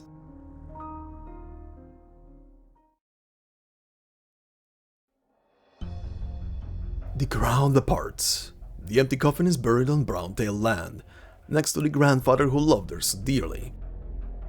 With lips pressed together, Sciurus looks to the 2 men before her. Both look slightly angry. I'm simply reiterating the decision of the last 3 clan councils, Sir Arktos. All external affairs shall be handled by Sir Ansiotis and Clan Silverash, including matters associated with Victoria. Is this why you had the nerve to demand the Victorian spies? The murder of the Browntail matriarch is no small affair. I won't allow the Silver Ashes to interrogate them on your own. Master Matterhorn, it was the matriarch of Clan Browntail who was assassinated. I believe Clan Browntail should have full authority on this matter. Is Sioda's not pleased with this arrangement? Of course not. However, it is a matter of principle to defer to the tradition of the Three Clan Council. There is formal and rational justification for allowing Clan Silver Ash to handle the spies. We defer to Silver Ash enough already, Matterhorn. You people have given us nothing but excuses when it comes to negotiating with the Victorians, and now these people have conducted terror attacks in broad daylight. How about we invite Sioda to explain his attitude towards the Victorians and what he's planning to Sciudus' face, and then we can talk about the spies. Kindly refrain from baseless speculations, Sir Arctos. I have already shown considerable restraint. You and Matriarch Ratatos were not the only ones to be attacked. Lady Encia also narrowly escaped with her life. I would like nothing more than to get my hands on the assassins personally. Well, if that's true, then this will be easy enough. We'll put the Victorians on trial in front of all of Kjerag, and then we can let Clan Browntail have their way with them. Let all Terra know that Kjerag shows no mercy to our enemies. Too reckless. We already interrogated them. They were awfully tight-lipped. I doubt a public trial would achieve anything. Instead, I'm worried they may see that as an opportunity to get a rise out of the people. It's not a risk we can take, with all the unrest in Kjerag right now. If they have the guts to do so, just cut their tongues out. We should have dragged them out and spilled their blood for Ratatos at the funeral. Arctos, no one wants vengeance for my sister more than I do. But we can't get carried away while there is still the hope of actually coaxing some information from them. Matrix Gurus is right. This is a matter for... please excuse the interruption. A cleric from the Vinebeat Court has something to discuss. The last envoy from Vinebeat Court almost got Arctos and Encia killed. How do you know you are who you say you are?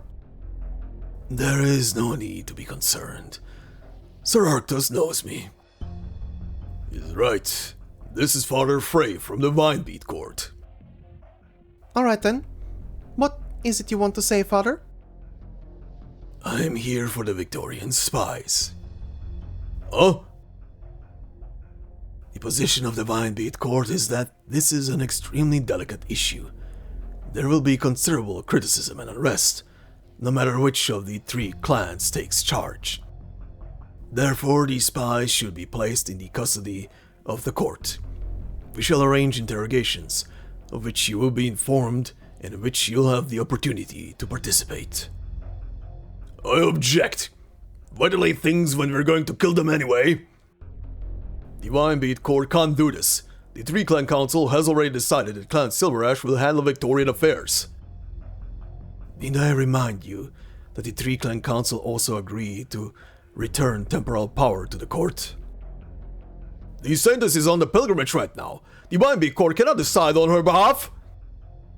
It is interesting that you would mention the Saintess now, when Sir Siodas has always been at odds with us.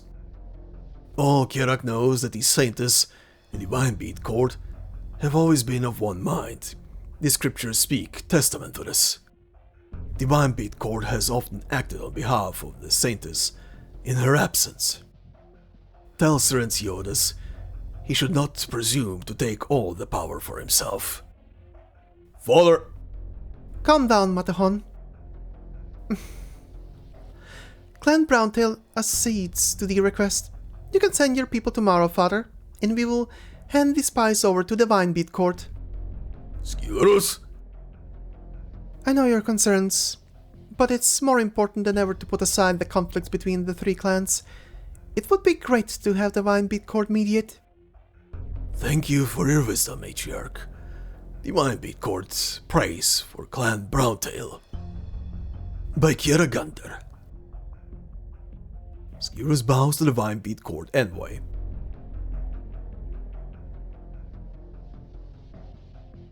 It is past noon, and the funeral procession begins to disperse. A man sitting in a car parked a little bit away witnesses the scene, then draws the curtain over the window.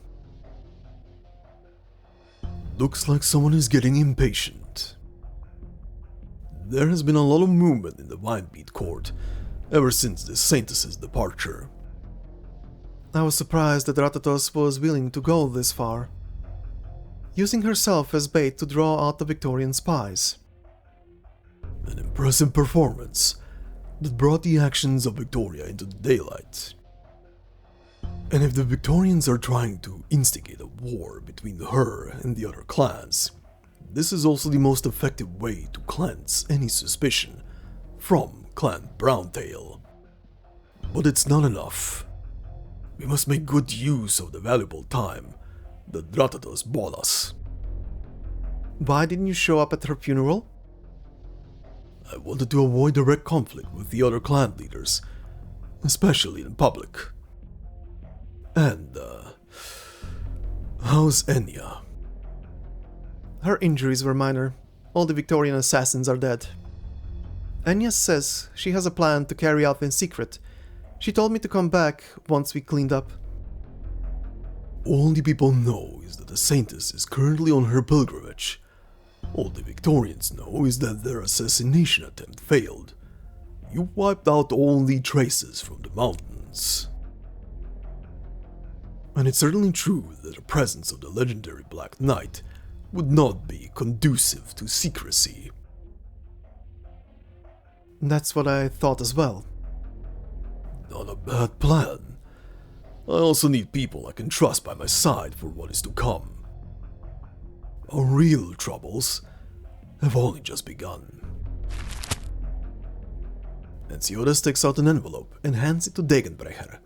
Inside is a thick stack of agreements, and a letter written in Victorian. Read it. A letter? From whom? You could call it a letter, or a declaration of war.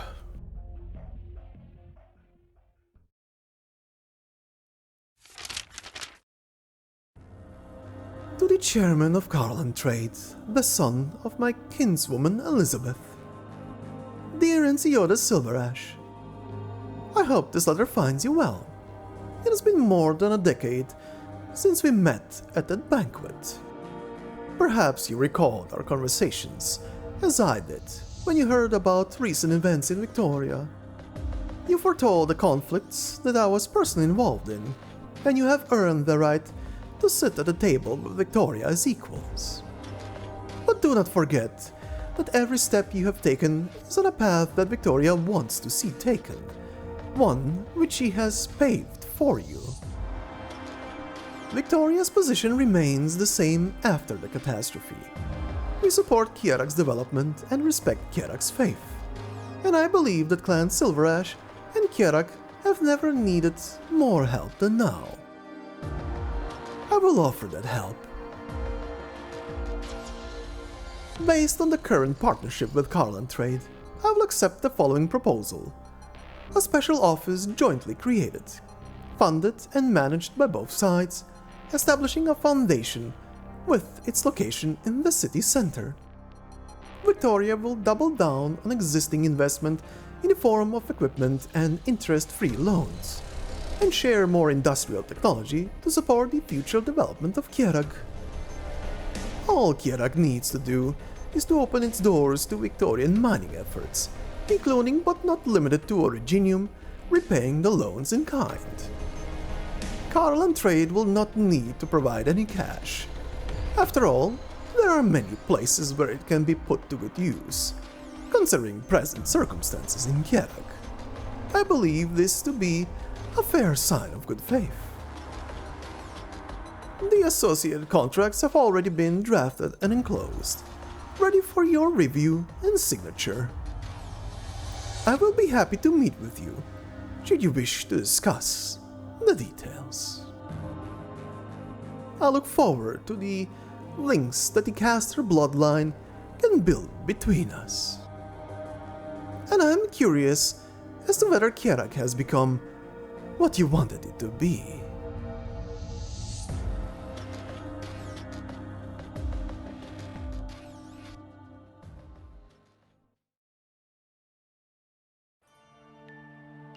So yeah, the funeral has been held. It is technically an empty casket, because they didn't recover any remains, which... very suspicious immediately. Like, I don't want to be fully morbid here, but usually even after a very, very severe house fire, there is still gonna be at least bones. Bone doesn't burn that easily, even in a house fire. Look, again, I don't want to be too morbid. I know shit from documentaries and stuff, so I've heard about this. I've heard about especially crime documentaries where people are trying to, you know, hide evidence in a house fire and stuff. They think everything will just magically evaporate, but it doesn't. But yeah, very interesting. They didn't find anything and they had to just randomly pick up ashes and put them in the casket together with some of her clothing. But yeah, we'll see. This is why I wanted to talk after this cutscene about the whole thing of Ratatos dying. My good old proverb of no body, no death. You either show me the body, or you find a very, very, very convincing character that when they say the person is dead, I will believe without even seeing the body. But outside of those two options, there is no but or whatever the hell. You either show me the body or those two options. Then I will believe you. Otherwise, this is sus. And yeah, the way Ensiotis is also talking and interacting with the whole thing, there's definitely something going on. But we'll see as we progress through the story. Also, yeah, the Duke of Castor is finally showing her cards. She is moving into Kjerag and is trying to, well, acquire some connection and resources from the land without... and she says she doesn't wanna be in control or take over, but she's definitely making room so that everything goes her way. Again, we know from the main story why the dukes, and specifically in this case the Duke of Castor, would be so gung-ho on resources. And for people who are caught up with the main story right now, we are also kind of aware of why people would want, very much want Originium resources to have on hand. But I'm not gonna go into detail here and spoil that, but there is a main story reason that has been recently, as of chapter 16, pretty much discovered why people will kind of want to stockpile on Originium for stuff and reasons. But yeah, stuff is happening and we shall continue on with our story. Stage 5. A lonely winter's night. Even as those who could be trusted are separated, she sets out on her journey, with her brave heart as companion.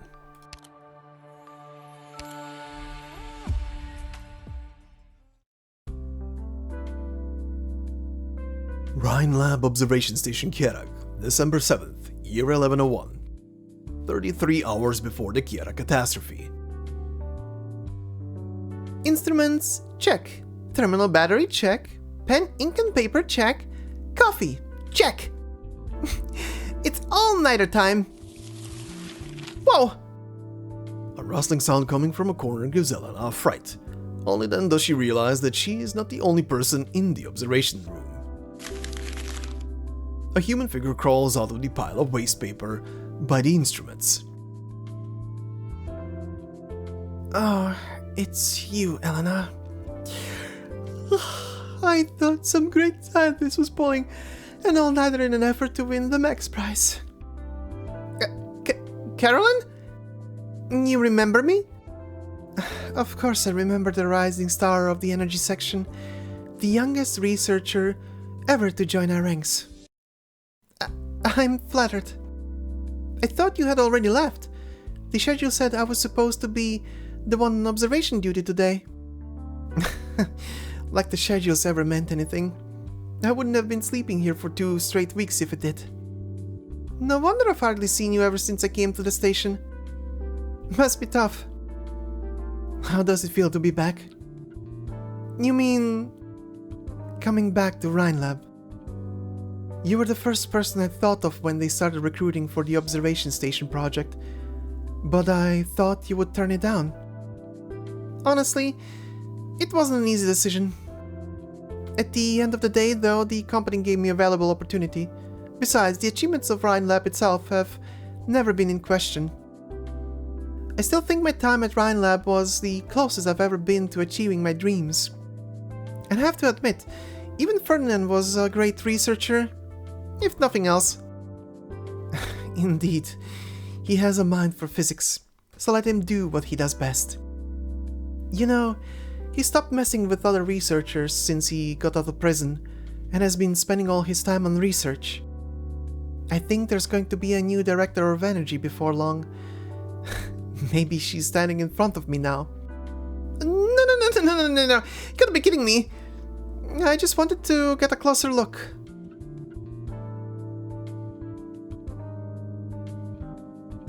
Elena looks up and sees the sky obscured by snow through the observation's clear dome.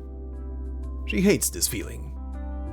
Just like she hates her family's backwards traditions and beliefs, all the things in her way that have nothing to do with science itself. She believes that science should be pure, ever advancing, solving questions about Terra one at a time. This observation station is an invaluable opportunity. I only want to focus on my research, maybe push a little further than the boundaries of existing knowledge, if I can. Boundaries, huh? This is the closest place there is. Say, have you heard the legend of Kjerag? Legend? What legend? This land has not suffered a catastrophe for 1,000 years, thanks to the protection of their god. Well, every country would attribute an unusual phenomena to the gods. Kjerag just held on to this tradition longer because of its isolation. Yet it is indeed true that Kjerag has not suffered a catastrophe for 1,000 years. It's certainly unusual, but there must be a reason. Maybe the high elevation makes it difficult for originium particles to converge, or a Faranmut? Huh? Come on, I'm being serious. I know there are legends about the Faranmuts, ancient beings the size of mountains that turn into mountains and rivers after death. First off, there are no confirmed accounts proving the existence of Faranmuts. Besides, if these beings did exist, where did they find the energy to sustain their biological activities? Why bring this up anyway? Just something occurred to me while we were chatting. Well, that's enough gabbing. You can rest. I'll take over observation for the night. Really? But you've done a bunch of night shifts in a row. It's not like my circadian rhythm can get any more messed up, and chatting with you woke me up. If I recall correctly, there's still some bugs to add around with the power supply to the high energy particle beam. Wow, you know about that? Get some rest and put that brain of yours to better use. Well, I guess I'll take you up on that offer. Thank you so much. I'll buy you some fins and chips from the Victorian restaurant that just opened at the foot of the mountain when you have time. Please, don't. No Victorian wants to enjoy authentic Victorian cuisine in a foreign land. Get a cheese fondue then. That sounds great.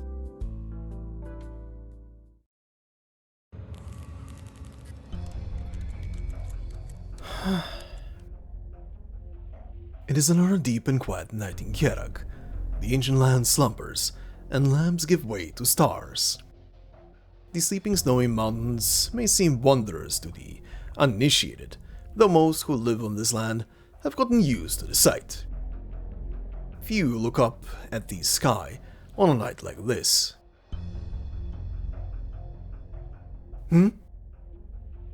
What's that? Both our eyes and the instruments capture the strange light that cut across the night sky, like a sign from the heavens.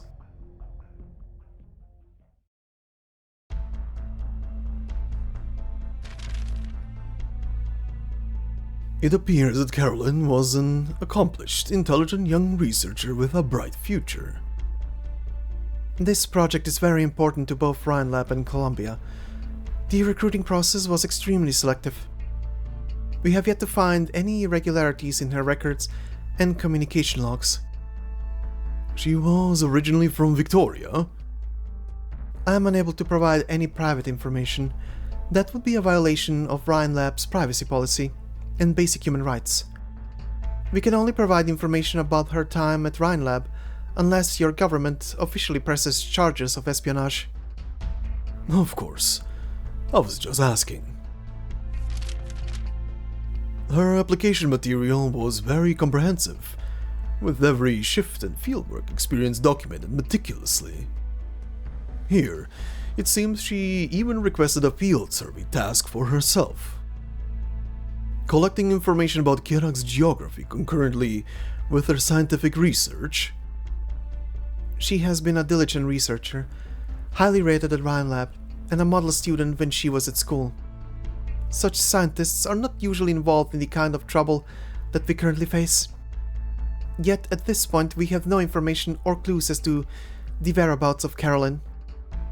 Believe it or not, we are even more eager to find Karlan than you are. There are many things at stake.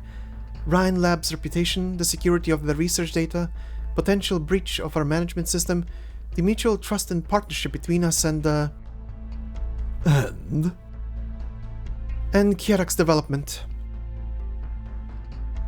Are you speaking as a member of the Scientific Ethics Consensus Committee?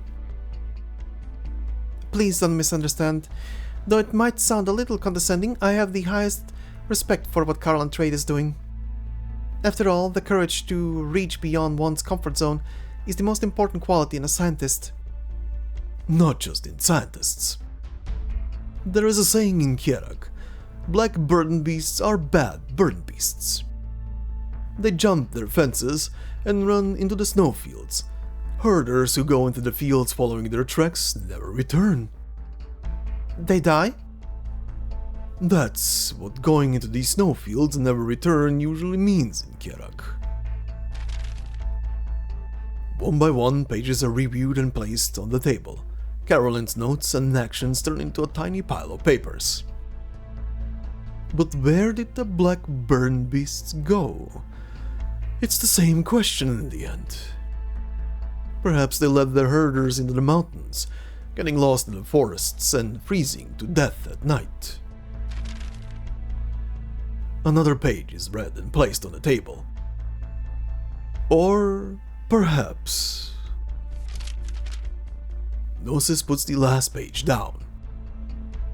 White upon white, like snowflakes falling on frozen cliffs. They simply found a new source of water, a new haven. Can you at least tell me where exactly she carried out her fieldwork?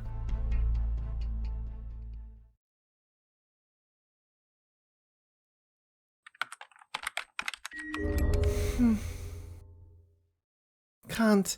The observation data are badly corrupted. I can't recover the original data from the port. Stacks of documents and mugs with dried coffee stains sit quietly on the table. An error tone signifies failure of the data restoration, causing their hearts to sink once more. There are ID records of all entries and exits. No message left behind in the dorms or labs. The main security camera malfunctioned, while the two to the sides of the lab didn't capture anything. It seems like too much of a coincidence. Could Karlan really have... No, everyone else might assume she's a spy, but I can't let bias cloud my judgment. I already requested access permissions from Director Muses to get to the bottom of things. Knock knock! Who's been up all night? Director Muses? Surprised to see me? I hear you haven't been back to the dorms for 2 straight nights. Are you still searching for the data that disappeared? Yes. There is little doubt that the observation logs were altered, although we are not sure who did it or why. There is reason to believe that the overwritten data hold a crucial clue. But... Never mind. I brought you a little snacky. Can't work on an empty stomach after all. Thank you. What is this? You've never had it? Kjerag cheese pastries with sugar frosting and berry jam. It was all the rage at the station a while back. I heard people talking about it, and had planned on trying them out the next time I went down the mountain for fondue, but I've been too busy investigating special energy sources unique to Kjerag. Elena picks up a pastry. It's dried up on the outside, but the cheese and jam inside remain moist after being heated. The sound of running water ceases, and Musi sits down by her side with 2 clean mugs in hand. Mind if I sip a cup of joe with you? Not at all. Fresh coffee fills the mugs, drenching the air in its aroma. The sound of machines operating is clearly audible at this late hour. A massive window on the wall displays the stars in Kjerag's night sky, deep and boundless as always. The atmosphere in the room relaxes. Elena lifts her mug after a moment of hesitation. Midnight coffee in the lab. Brings back memories. You used to stay up late too? Who doesn't in our line of work? Even when I was a student, it felt like I had more coffee than blood in veins for finals. Looks like everyone's been there before. Working at night's more efficient after all. Yes, night is quiet. Makes it easier to focus. I used to write one paper while dictating the summary of another using an audio recorder when I was really busy. That way I get to make progress on both at the same time. Crazy when I think back to it. Oh yeah! Audio recorder! Huh? Audio? Where are you going? Surveillance audio recordings.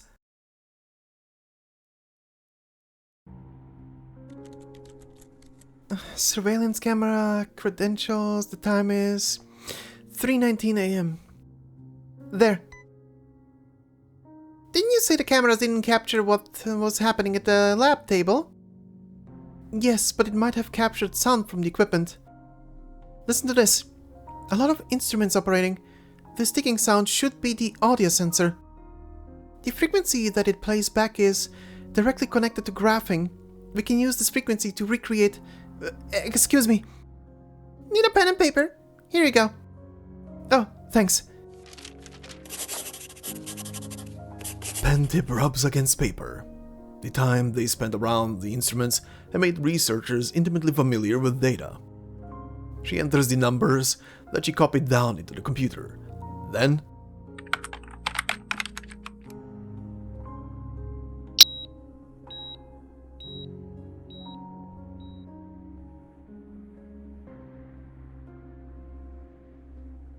There. This is the hidden data. Let me take a look-see. Looks like a small earthquake occurred on Mount Karlan the morning of the day before the catastrophe. No, not an earthquake. It was an impact of some kind. As if something fell from the sky into the mountains of Kjerag. And then, came Kjerag's first catastrophe. Out of the wide windows of the observation station, the mountains of Kjerag seem to reflect a translucent blue under the moon. Did Karlan go looking for this extraterrestrial object? But why would she do it all on her own? She's never abandoned her post like this. She must have found something. We might be able to find her if we figure out where that thing fell. Which we can calculate from the wave frequency of the sound of impact. Director Musis, the Divine Beat Corps isn't about to investigate on our behalf. Strictly speaking, we shouldn't get any more involved in any of this stuff. The most we can do is to report this to component control. But Karlan might be in danger. You know that's not your job. You're not exactly close to Karlan. Bluntly, whatever happens to her is none of your business. Musi finishes her cold coffee in silence. Frowning at the bitter taste, she takes a piece of pastry and puts it in her mouth, speaking as she chews. But... sometimes... I kind of think the most important quality in a scientist is courage. Maybe even recklessness. You're a sharp kiddo. Got a knack for finding rhythm in music. Makes for a good dancer. I wouldn't want to tie you up. Gotta let you move around free. You mean... This conversation never happened. Nobody tried to talk to you out of it. Nobody told you what you can or can't do. As for this late night snack, you took it from the shared fridge yourself, didn't you?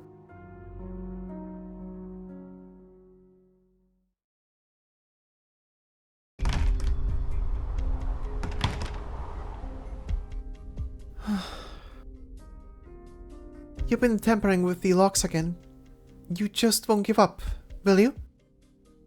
Unfortunately, the area that the search parties are looking is at least 5 kilometers from here. Don't expect them to hear your distress signal. At least eat something. Malnutrition during recovery process will increase the time needed for bones to mend by 20% and the chance of complications by 35%. It's not my intention to hurt you or leave an outstanding warrior with a permanent disability. Cut the crap! I warn you, you'd better kill me now. I suppose that's an option. As I said, however, I have no intention of bringing harm to Kjerag, and I certainly feel no need to take innocent Kjerag lives. Besides, it was a miracle that we survived that avalanche at all. It was, in your people's words, Kjeragander's protection, right? Shouldn't that be a sign to a faithful follower of Kjerag to value her own life? No intention of bringing harm to Kjerag. You've been spying for the Victorians and stealing Kjerag's military secrets. Such an unfair accusation. Do you really think a few battleships constitute Kjerag's most important secret? You speak of your god's blessings all the time, but have you really thought about what your god is? What are you talking about? Kjeragander is not to be questioned or doubted. That didn't resonate. Well, I guess the only reason I'm talking to you about this is because there's nothing to do here to pass the time. Oh well, doesn't matter anyway. If you want to pass the time, I've got something to ask you. How did a Victorian spy work for RHINE Lab for so long? Why are you so sure that I'm a Victorian spy when I've been working at RHINE Lab for so long? Well, if you really want to hear it, I could tell you a little story. There was once a girl in Victoria who was incredibly fascinated to know how everything worked, and she wanted to spend her whole life studying. A dozen years later, she went to Columbia as a visiting scholar from the Royal Victorian Academy of Sciences. It was not the research foundations or Victoria that found her, but an intelligence agency. From that day forth, the only thing she was allowed to be curious about was the secret documents of the Colombian government. But her curiosity was not so easily stated. As she dug through Colombia's secrets, she found an opportunity to satisfy the very depths of her curiosity. At the end of the day, though, there is little that separates Colombia and Victoria. People fight over the slightest morsel of profit. The order that took us much hard work to build is now teetering on the brink of ruinous war. Who has the time to gaze up at the heavens? Or even down at the ground we stand on, of which we know so little about? I find it all a tedious bore.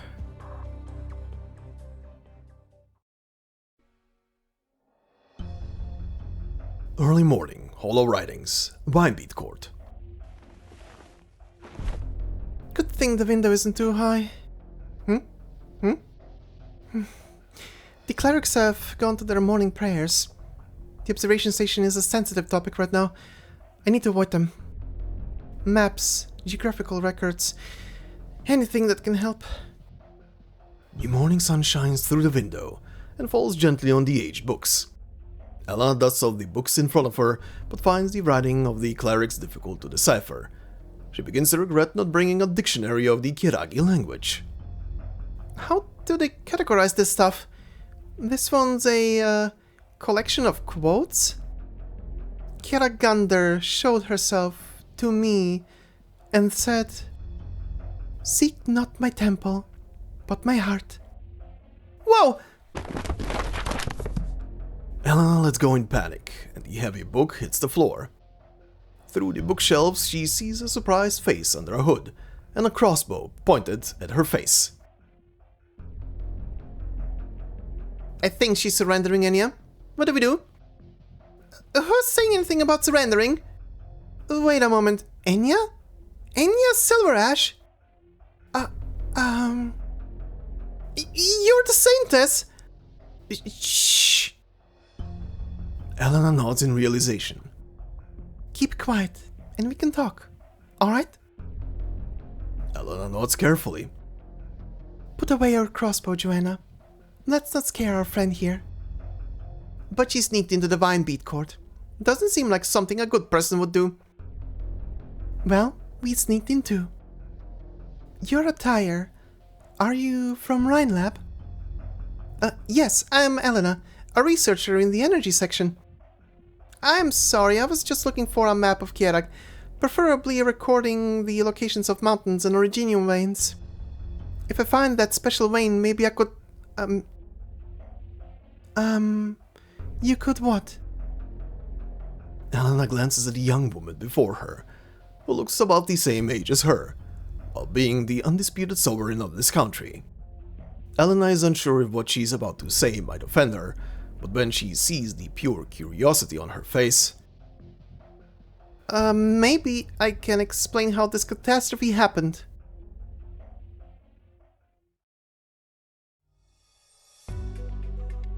You mean that Kjerag has been saved from catastrophe for 1,000 years because of a hidden originium vein? Yes, there is an undiscovered originium vein in the mountains surrounding Kjerag, which created an energy field that prevented catastrophes from forming. Impossible! It's Kjeragander that protects Kjerag. Has anyone ever seen Kjeragander with their own eyes? Many people have witnessed the miracles of Kjeragander with their own eyes. I respect your culture and traditions, but it doesn't prove anything. Just because you see something that can't be explained right now doesn't prove the existence of some supernatural being behind it. And how do you prove the veins have anything to do with it? The interactions between originium is extremely complex, and what we know is only the tip of the iceberg. RHINE Lab has conducted a number of experiments in recent years. Under certain conditions, originium can form energy fields that cause atmospheric originium particles to disperse rather than converge, preventing the formation of catastrophes. This is something that we have not yet been able to recreate under control conditions. But if an originium vein with the right conditions exists, then preventing catastrophe may be a real possibility. I've made detailed calculations. Excuse me, can I borrow this map? Elena takes out her notebook and shows it to the other two. She goes on a long explanation about the formulas as she draws on the page, not paying attention to whether her listeners are able to keep up. Finally, Elena confidently draws a circle at a location in the foothills on the map.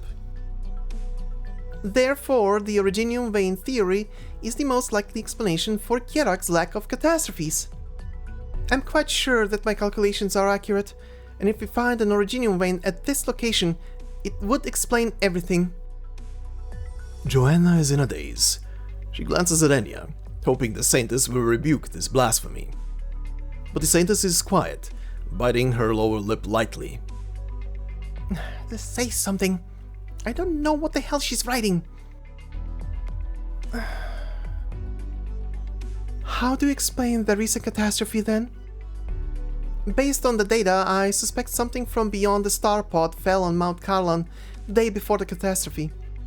Look, these are the data that the station observed the day before the catastrophe. These are infrasound waves created by the impact of the extraterrestrial object. Elena turns on her portable terminal, displaying a sharp break on the line graph.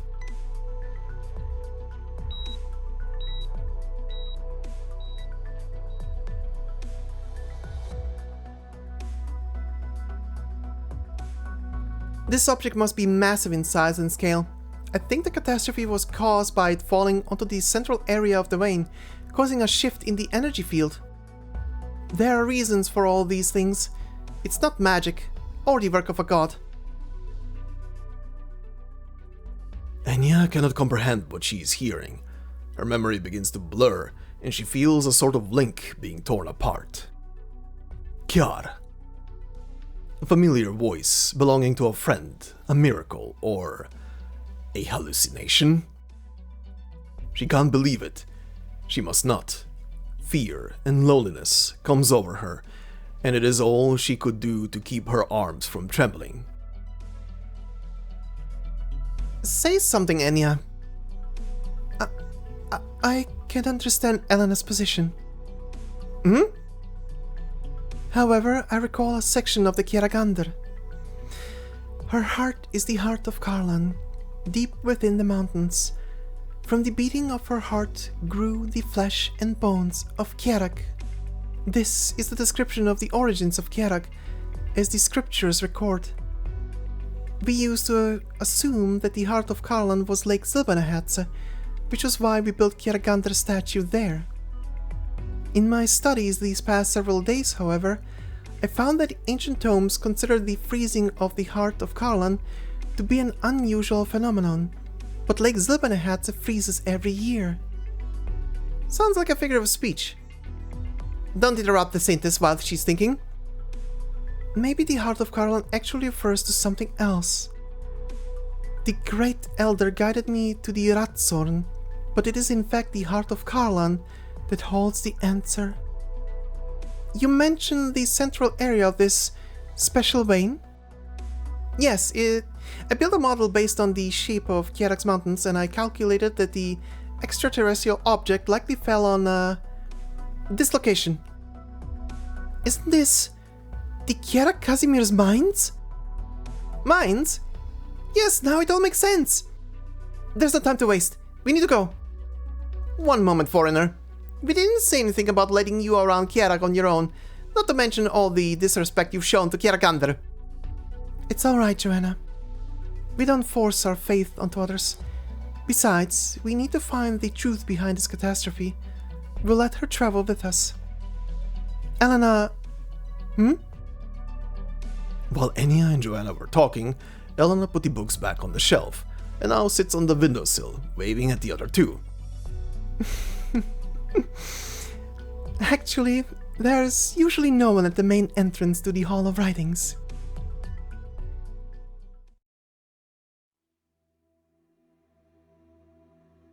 Cold moonlight pours through the dark clouds upon the decorations in Ratatos' room. Skewers thought she would be afraid to see Ratatos' things, but she feels so tired that she does not even have the strength for sorrow. She knows full well that she simply imitated Ratatos in dealing with the other clans a few days ago. But the more she tries, the more Ratatos' shadow lingers. Skewers looks outside. It seems snow is once again falling on Browntail land. Look, Skewers. Do this to the snowball and it'll go even further when you throw it. Try it. I don't need you to teach me. I don't want to become you. I hate you. I hate everything you make me do. The echoes of memory are like the deafening roar of a mountain collapsing. She feels a lump in her chest.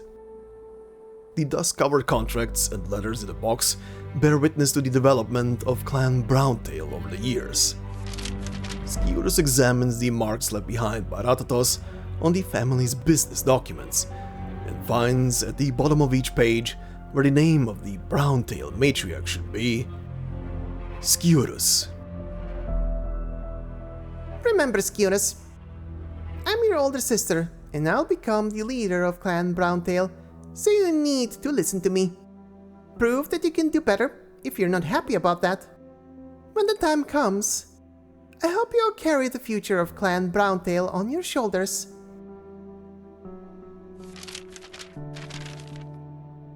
Skewers anxiously flips through the pages, but each and every document has her name on it, until she reaches the bottom of the pile, the little box from her memory. The secret that belongs to the two of them. This holds all the things that I want to give you, but don't want the adults to see. Don't tell anyone. It's a secret. A secret between the two of us, you and me.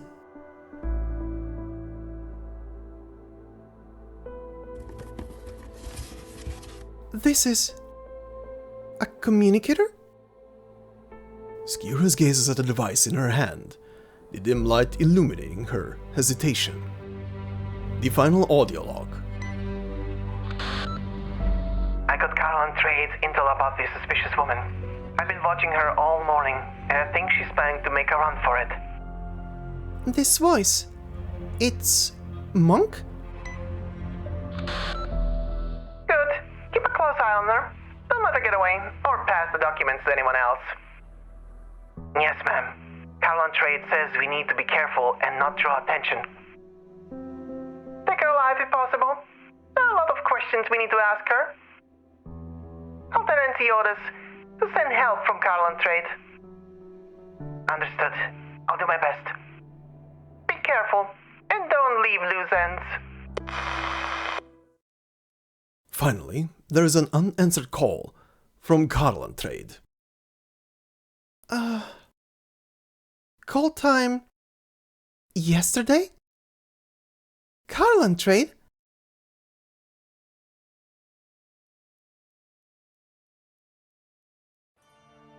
Mysterious communications from Karlan Trade. Ooh. Okay, before we go into our post-story or post-part for today discussion, first off, we have one new enemy to introduce here on this stage, which is the Cave Snow Sprite. Nocturnal creatures that dwell in the caves of Kjerag, able to fly in even the fiercest blizzards. Their main diet is berries, moss, and mushrooms. Kjerag Hunter lore says that encountering them in the forest is a sign that a hunt will go well. But yeah, stage 5 is quite the interesting stage when it comes to lore and everything. And also as a side note, I do love the little pairing of Enya, Joanna, and Elena that forms here at the end.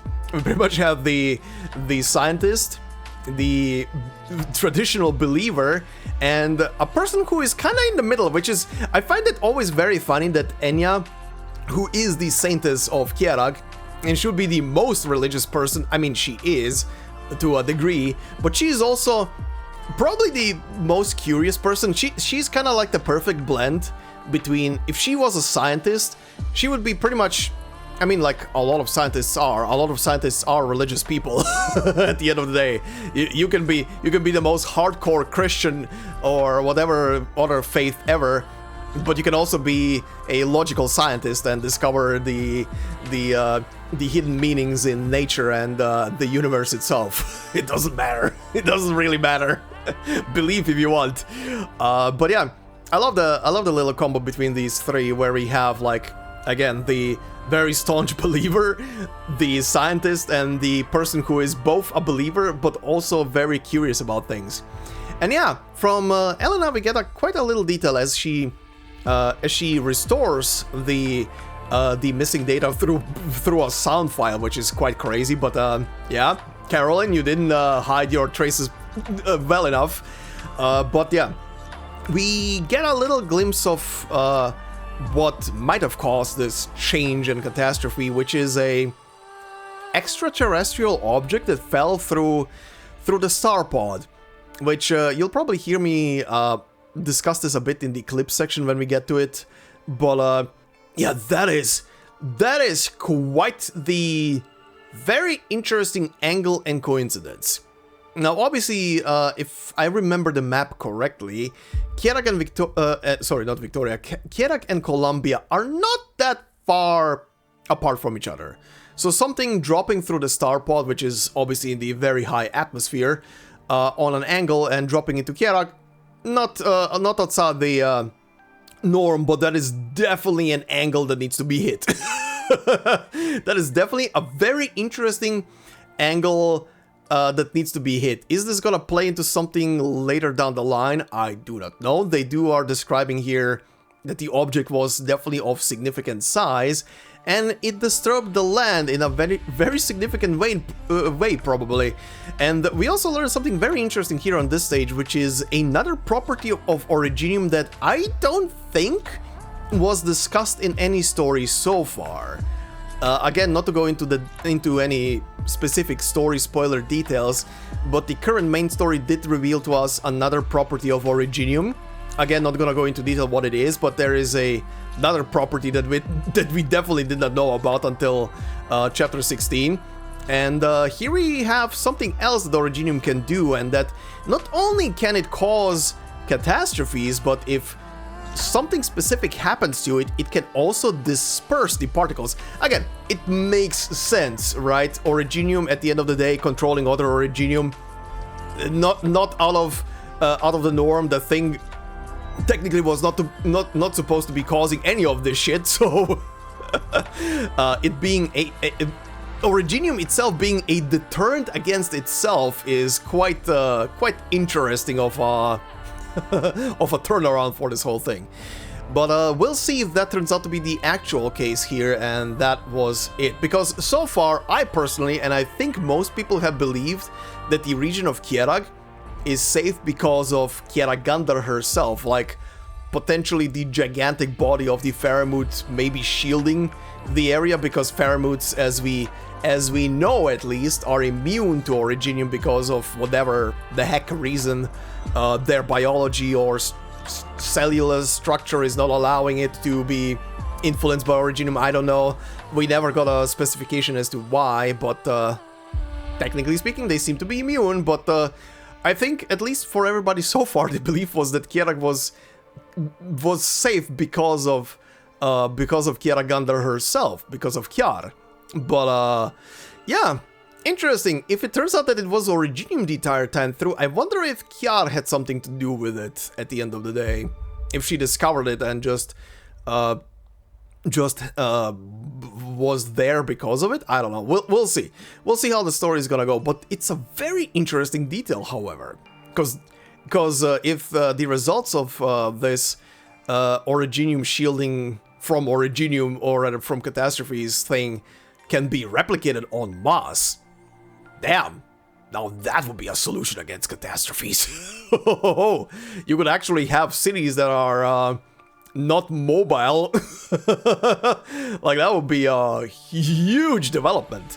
But we'll see where the story will take us as we're gonna keep on going with that. But yeah, very interesting. Enya also having her faith a bit destabilized, and even putting into question if Kjar is real, which is crazy to think about, but she's obviously real. She's obviously real, but yeah, it makes sense why she got startled there by the revelation of the Originium field and everything. But yeah, we'll see. Oh, and also one final detail, which is to me kind of very funny, that Karlan is keeping Monk as a prisoner. I thought honestly the two of them are maybe in a cave somewhere snowed in because of the avalanche, and are just biding their time until rescue comes along. But no, Monk seems to have been seriously injured, as Karlan was talking about broken bones and everything and healing. So makes sense why she would keep her tied up probably, and not letting her escape. But we'll see what happens with those two. Karlan has quite the background as well, as someone who wanted to be a scientist and then got drafted into being a spy for Victoria of all things. Ah, good God, she really stepped into the doo-doo without even trying.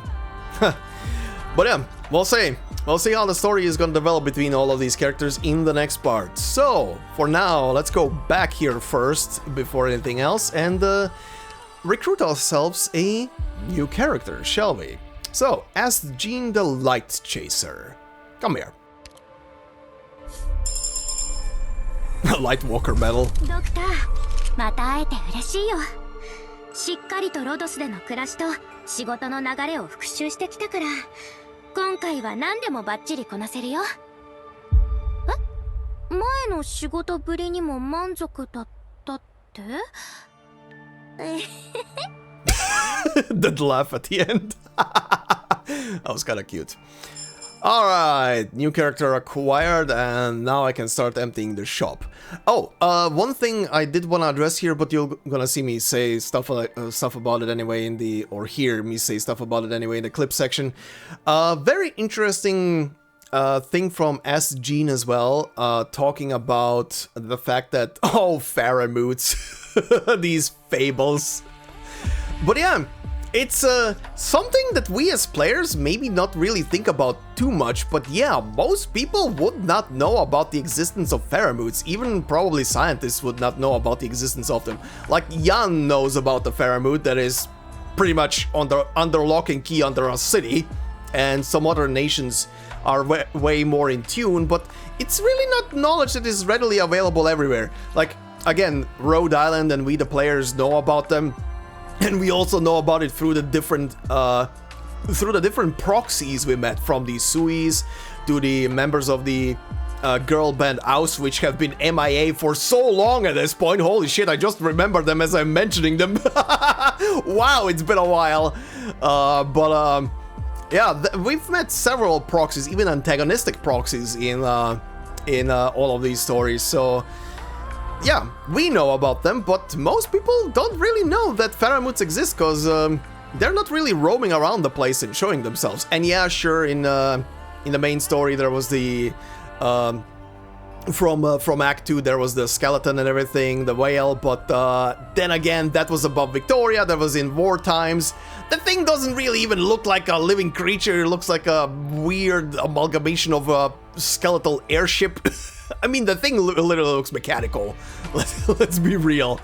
Yeah, I don't know, most people definitely would not know about Faramoots. I do wonder if by the end of the story then Elena will have the revelation. I mean, Pramanix, aka Enya, knows about Kjar, and that Kjar is that she is Kjerag and everything, but yeah, I wonder if by the end of the story it would kind of be a fitting thing for the story to actually show Elena, who is such a staunch scientist, that traditions might be steeped in something real, because even in those scenes earlier, she was lamenting, or the text was saying that she's lamenting her upbringing and how traditionalist her parents were and everything. So yeah, honestly, I can see why she is such a staunch scientist and putting so much faith into science, or putting so much work into science.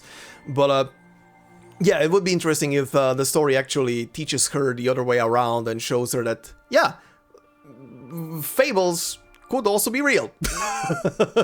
They also have some tangent of reality. But anyway, I will leave you guys into the clip section, but before the clip section, there's gonna be a supercut of this little minigame here.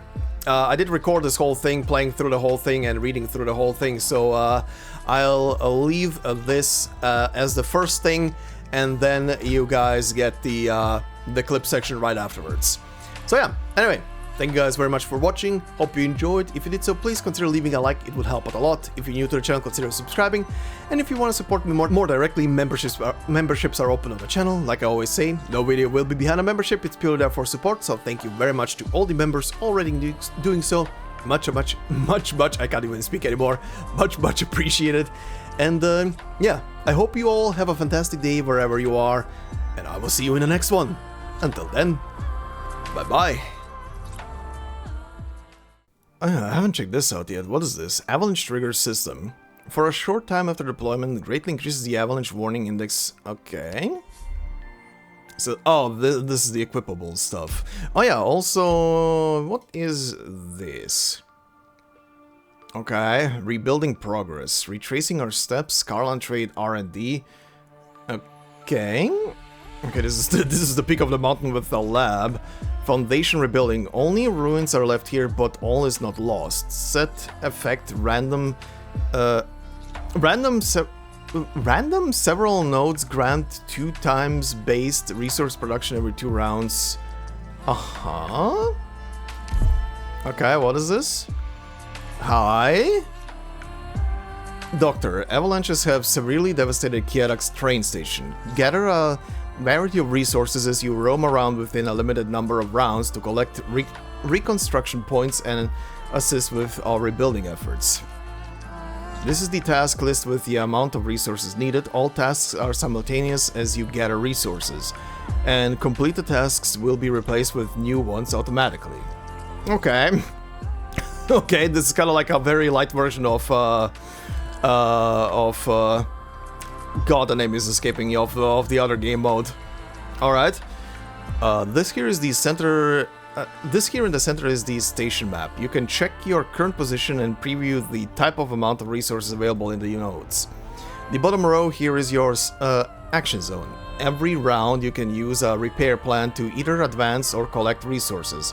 When collecting resources, the value of the repair plan X multiplies the node's base yield, so you gain X times the node's basic resource amount. You must first advance before you can proceed to collect resources on the current node. When collecting resources, you can successfully use repair plans with ascending consecutive numbers to start a combo, significantly increasing your gains. Combos will also grant you extra resources of every type.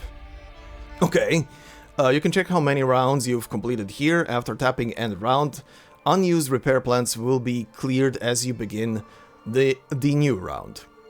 Different regions have different side effects which you can check by tapping here. Utilize them to your advantage. Okay, so it's here. Rich region. Random several nodes grant... Oh yeah, that was what was written there. The number of rounds. Nope, cancel. Resources. Receive at least 4 reconstruction points. Okay. So I cannot click on any of these. Okay, so... I see. So... Okay. If I click this, this highlights. If I click this, it goes to here. If I click this one, it goes to here. Okay. Or rather, here and here. Okay, so this first plant should give me, like, what? Wood and some crystal? Or something, I guess? What if I go... Oh, okay. Oh, this is the number of steps I can do. I see. Okay, let's go 3, so that will give me the cog, I guess. Or will get me to here. And this gets me to the last one. Oh, and now I make a circle. Okay, I see. And go back here. And round. Oh, I do need to hit the collect button. Okay. Okay, I thought when I ended the round it would auto-collect whatever I had. Okay, that's fine. Oh, it starts me from there. Okay, take that. Go here. Let's see, collect. Ah, okay, I see. I see. Okay, so combo. Collect. Okay, that gives more. Nice. Another combo. Nice. And now we go to here. And end the round. Okay, this is interesting. Okay, if I go there, advance. And then go here, I can collect. Okay, that's complete. Oops, go there. Alright, that's 1. And let's advance. And round. Okay, what's now? Same thing. Progress, okay. Sure. Let's go to here. Let's go to here and collect. Combo with the 4. Very nice. All resources. We made it! The spring... What did that say? The spring will something? Okay, let's finish this off. Go to here so I can, I guess, now collect extra resources. Alright. Okay. Grab more. Cannot combo from there. Not from there, definitely. Go to there. Collect there. And just go there.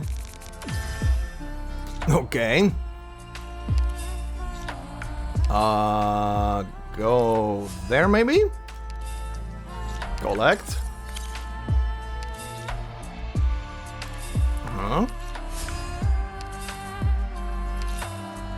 Collect. Okay, that part is done, and just move and end round. Was that good? Okay, it's not level 4, so repair progress is fine. Oh, hey! Mind if I make a copy of the schedule? I want to refer to it when tweaking my experiment schedule. No problem? Great! Oh, so that's what I said earlier. The spring will be the spring will be... Okay. Okay. Alright. This is a fun little thingy. Okay, so the next one... supplies support. Food, firewood, and medicine help from good neighbors, and good neighbors have arrived together. Okay. Let's see this one. Also rich region. Okay, same...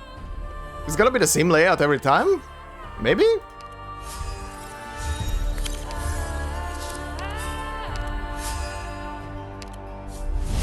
Alright, that's another one down. We made it! We made it! You must advance once before collecting resources, in addition using repair plans with... Okay, you're telling me the tutorial again. Gnosis? Okay. Thanks, buddy. Alright, what's the next map? Extra gains. Hey, look what we found! All nodes resource types are reset at random every 2 rounds. Okay, sure. Okay, yeah, it's the same map every time, it's just different effects and different quantities, essentially, you need to collect. That's fine.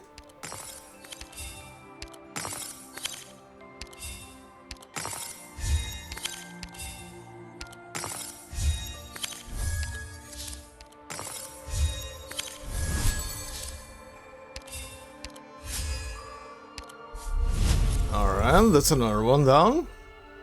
It's been a while, Doctor. Thank you for your help. Come to the Vinebeat Court for dinner when you have the time. Aww. The clerics are looking forward to talking to someone as learned as you. Aw, that's very sweet. Okay, that's another one down. Okay, what's now? Flexible allocations. Some things matter more. You win some, you lose some. Okay. Let's see. What do we have now? What's the one right now? Takes effect in 1 round. Every 2 rounds, 4 random nodes lock and yield no resource. Okay, interesting. It's gonna have to plan around those then, huh? Okay. Okay, I see. So these 4 are now locked. If I stand on them and keep collecting, I'm not gonna be getting anything. So I need to go somewhere where I can keep collecting. Does this work? Yeah, this works. Okay. So I can do that, but nothing else essentially. Okay, that's fine. That's fine. All right, on the last round. Jesus Christ, that was close. Thank you for the tutorial again, Enciotis. You have absolutely nothing else to say. Nothing else to say outside tutorials, I guess. Practice perfection. She said, remember the path you walked and let not yourself forget. All nodes start with reduced base production. Each time you complete a full lap, all nodes base resource production +1. Ah! Okay, that's very nice. Let's see. Alright, that one's done. Completion information and personnel. You have everything you handle everything very well, Doctor. Thanks. You guys keep getting new text outside of certain doses. Snow treasures. Look down and harvest the fruits of the earth. Look up and catch the stars. Okay. Chests appear in random nodes every 2 rounds and last for 2 rounds. Passing them grants random resources. Oh, that's sweet. Extra loot, I guess. Now we have... Okay, now we have different resources, huh? Metal and fire and crystal, or rather probably originium. Okay. Well, that's collect them then, I guess. Oh, I see. So these are the blue little chests that appear. Okay. Sweet. Cool. Nice. Why not? Actually, does it work if I do collect? Does that doesn't count as passing through, right? Yeah, no, I actually need to walk through the thing, but look at this combo chain. Never-ending combo. All right. Okay, so 5 steps. I should collect all 3, right? Yep. Okay. And two nodes completed. Oh, sweet. All right, done. He comes back, and he comes only back with tutorials, I swear. Alright, detailed furnishing. Creating a list of unfinished work does wonders for efficiency. Yeah? Can agree to that to some extent. Start with fewer repair plans, +1 repair plan for every 2 reconstruction points earned. Max +4. Okay, not bad. Okay, so I get more every time I complete one of the plans on the right, on the top right. Okay, that's interesting.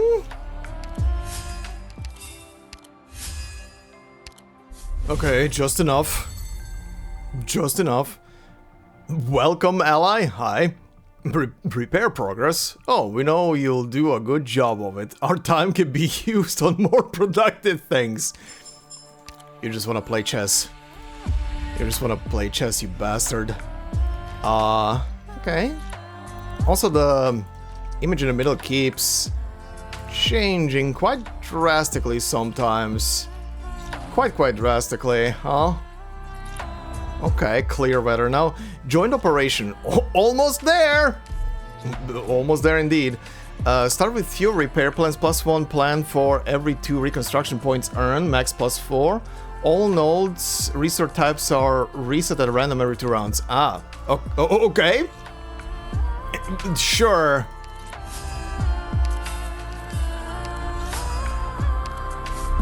Okay, that one was interesting. Oh my god, he said something new. A reasonable result, lacking in surprises, pleasant or otherwise, but sometimes compromise is the best option. Thank you, NCO, that's very insightful. Okay. Completion inspection. Last check. Nothing lost or left behind, I guess. That should be the sentence, not nothing lose. Start with fewer repair plans. Okay, that's the same thing. Every 2 rounds, 4 random nodes. Lock. Okay.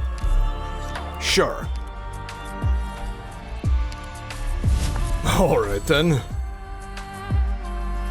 You must advance. Oh god, you're back. He's back. He's back to his usual shit. Okay, final one. Homeland rebuilding. Springs come to Kjerag as promised. All nodes base production reduced +2 after every full lap. Chests appear. Okay, so this is the bountiful map, I guess, or the one that is gonna progressively get more and more bountiful for reasons. All right. Double the quota. Okay, same message, and that was the final of the maps, right? Yep, that was the final one. Nice. Oh, interesting. Interesting, I didn't even notice the background change. Oh wait, is it the same? No, it started changing on the last 3 buildings, like high-rise buildings started to appear in the horizontal background of the mountain. Didn't even notice that I was focused on the top section and the text. Okay, cool. Yep, rebuilding done. Oh. Oh, hi. Oh, hello. Ratados, who are you meeting? What is this about? Premium Victorian clothing brands and Clan Browntail, huh? Interesting. You guys are gonna be distributing the drip. Okay. Degenberger looks down at the source of the sound and finds the one she's looking for, despite the dirt and soot on her face. Oh, wow. So, okay, this is definitely a attempted, literal attempted political murder right now. We have Arctus's car getting plastered by falling rocks, and now we also had the Silver Ash cars also getting plastered by something and getting set on fire, which luckily Entia has escaped, of course, but yeah, what the fuck? Okay. Who the fuck? Who? I mean, the only one I could think of would be the Victorians, but they're kind of like the most obvious ones. Also, I don't think it could be them, because they definitely are seeking like proper a proper alliance, it seems, at least so far. Even though they're going through the Browntails, because they probably see the Browntails as the most easy to manipulate politically, I would say. Like, it makes the most sense. Like, Arctos is not gonna allow anything. Silver Ash is too smart about the whole thing and too cautious about the whole thing. The Browntails probably, in their eyes, seem like the most vulnerable ones, because they also have probably like these between the other two houses, probably the like most medium position out of everybody. So they probably see them as the weakest ones, even though they're definitely not. And yeah, that's probably their angle with why they're aligning themselves with the Browntails so much, or want the Browntails to be in a cooperation agreement with them. So yeah, I don't think it would be the Victorians, even though, again, it's the most obvious thing. But so far we had also the protests happening everywhere, and the reports of that one mention of reports of people in the protesters groups just stoking the flames and then just ducking out the moment the military shows up, like security forces show up. So it's probably someone on the inside. It's probably someone on the inside of the country itself that is causing all this shit. Probably. Anyway, Enya gets closer and sees a crossbow bolt in the attacker's neck. Damn, okay. Who is helping? A rough hand, small but strong, grabs Enya's shoulder and pulls her to one side. Oh? Also, who are these fucks? Okay, so somebody's protecting Enya, probably the owner of the hut, but who are these fucks? They were following her, if they are trying to assault her now, because she went off the path to warm herself at a fire, which these fucks are trying to probably use as a good cover, because she's not visible right now, if she like ventured into the forest a tiny bit. A young huntress. Okay, the K is missing in there, but yeah, it should be Holzkopf. Literally translated from German, it would mean woodhead or wooden head. Or, well, the equivalent in English is hard head. Oh! Oh! Okay, so she is in the story. They didn't just add a random...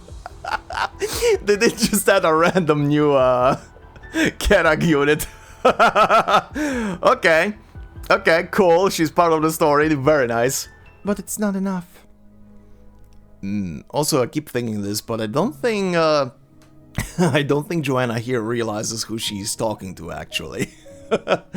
Again, most people only see Enya from see their saintess from like pictures of her, right? So they also don't see her in person, of course. Again, she's mostly mostly in the court and not really going out unless some official business is required.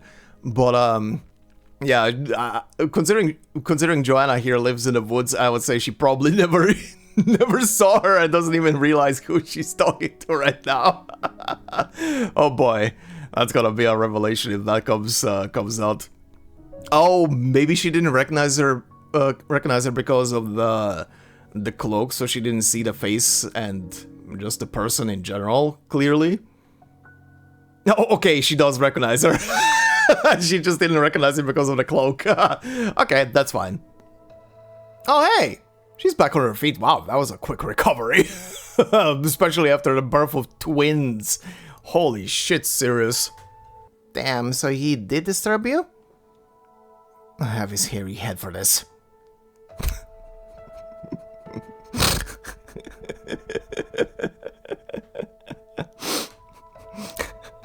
I can't remember when they started doing this. I know they started this a long time, but it only gradually became more and more of a way of telling a story, where they, like, mid-sentence change the expression of a character and put in a second sentence or the rest of the speech bubble to indicate, like, a shift in mood or surprise or whatever the hell is happening right now. So this is kind of perfect.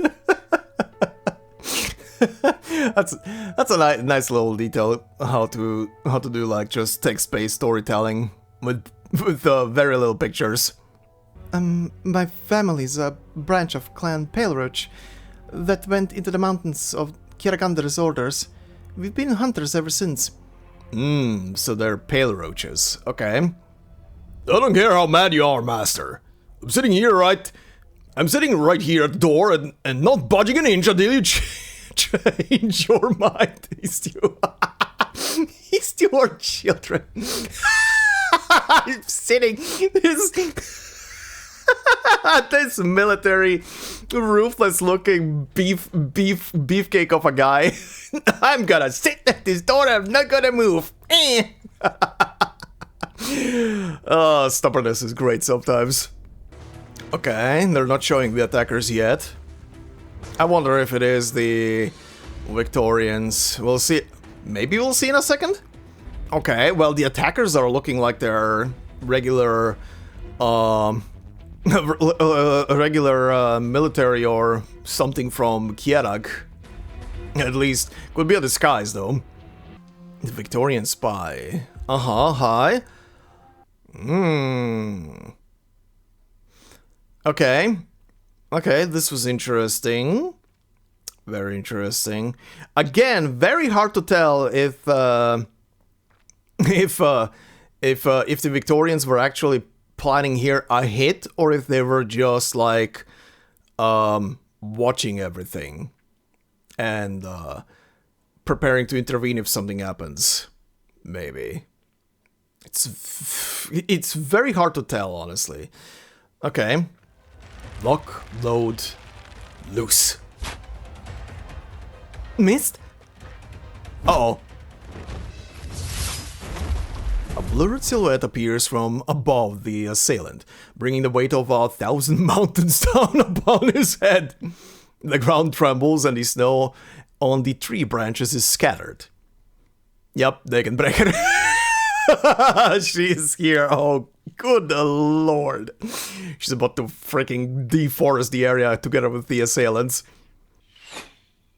Dagenbrecher catches the ball flying towards her with one hand. Okay, show off. Let's go. But I've never seen a man beaten into permafrost like that. Don't question it. Dagenbrecher pulls a bolt from one of the Victorians' necks and examines it. Okay, so it is the Victorians who are doing this shit.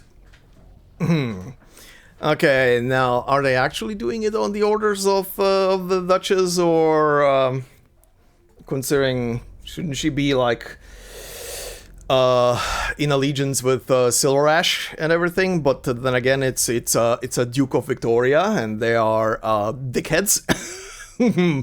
They're pretty much dickheads across the board. Alright. Joanna, I believe that your family, indeed, all of Clan Paleroach originally came from Ursus. Dum. The most obvious thing ever. I mean, the guy is...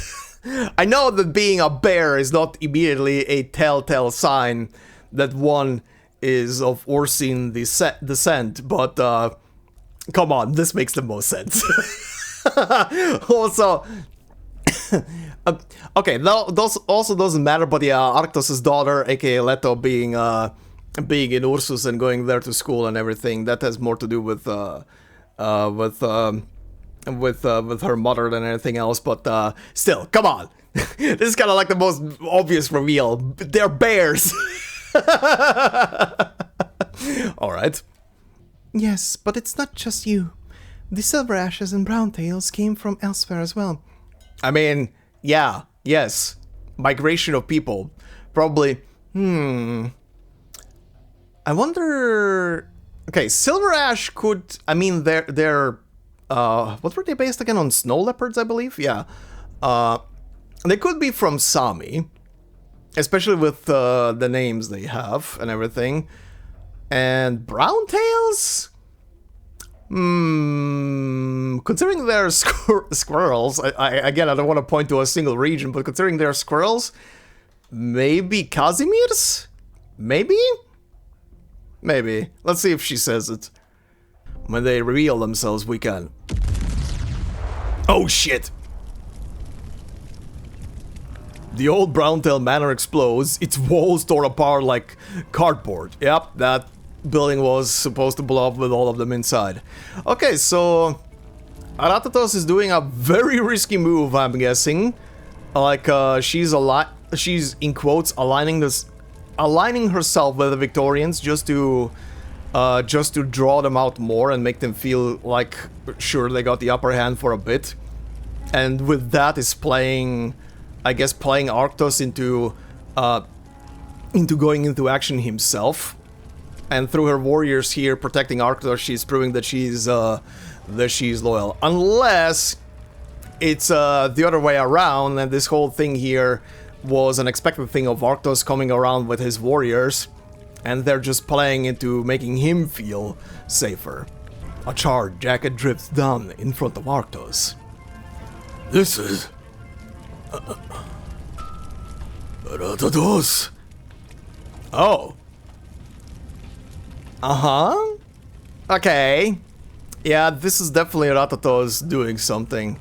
I highlight up she just died. This just seems like a thing of, okay, pretend that I'm dead and go under kind of scheme. That'll be way too easy. Also, she died off screen? Sure. I'll buy that. I'll buy that. unless we in a second get like a flashback scene where we see her in the manor and it blows up. That would be different. But this is way too on the nose to be an actual death. Coffee! Check! It's all... It's all night. She's happy about an all-nighter. A true nerd and a true scientist. Maybe even a gamer, who knows. Maybe the high elevation makes it difficult for Regenium particles to converge, or a Faranmut? Hey. That's a smart cookie. That's a smart cookie. The first person ever to say, hey, maybe it's a Faranmut. Alright. I wonder now how much Karlan, outside of... She's definitely the one who muffled the numbers and knew that something was coming. But, I wonder how much she knew. Or maybe what she found out to make her run away with the data. Interesting. Come on, I'm being serious.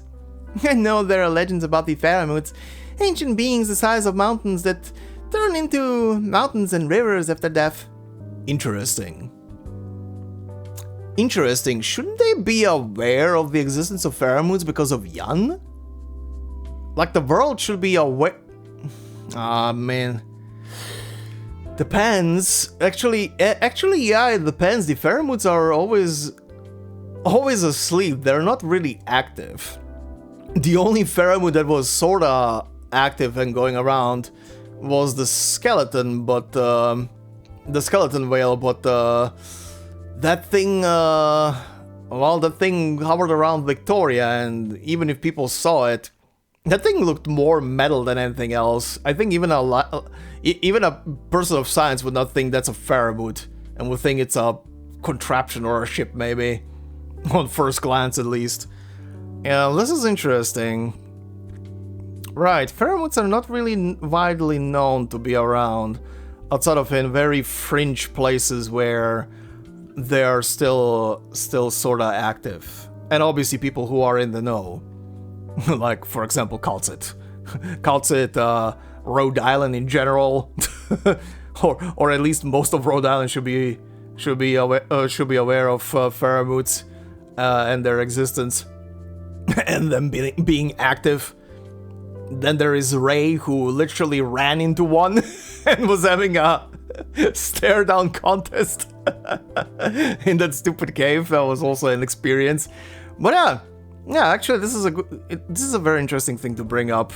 Most people would not be aware that they are active, real, and actually out there, because they're just lying dormant in the environment and just sleeping, while splitting themselves into proxies that are roaming the land inconspicuously in their stead.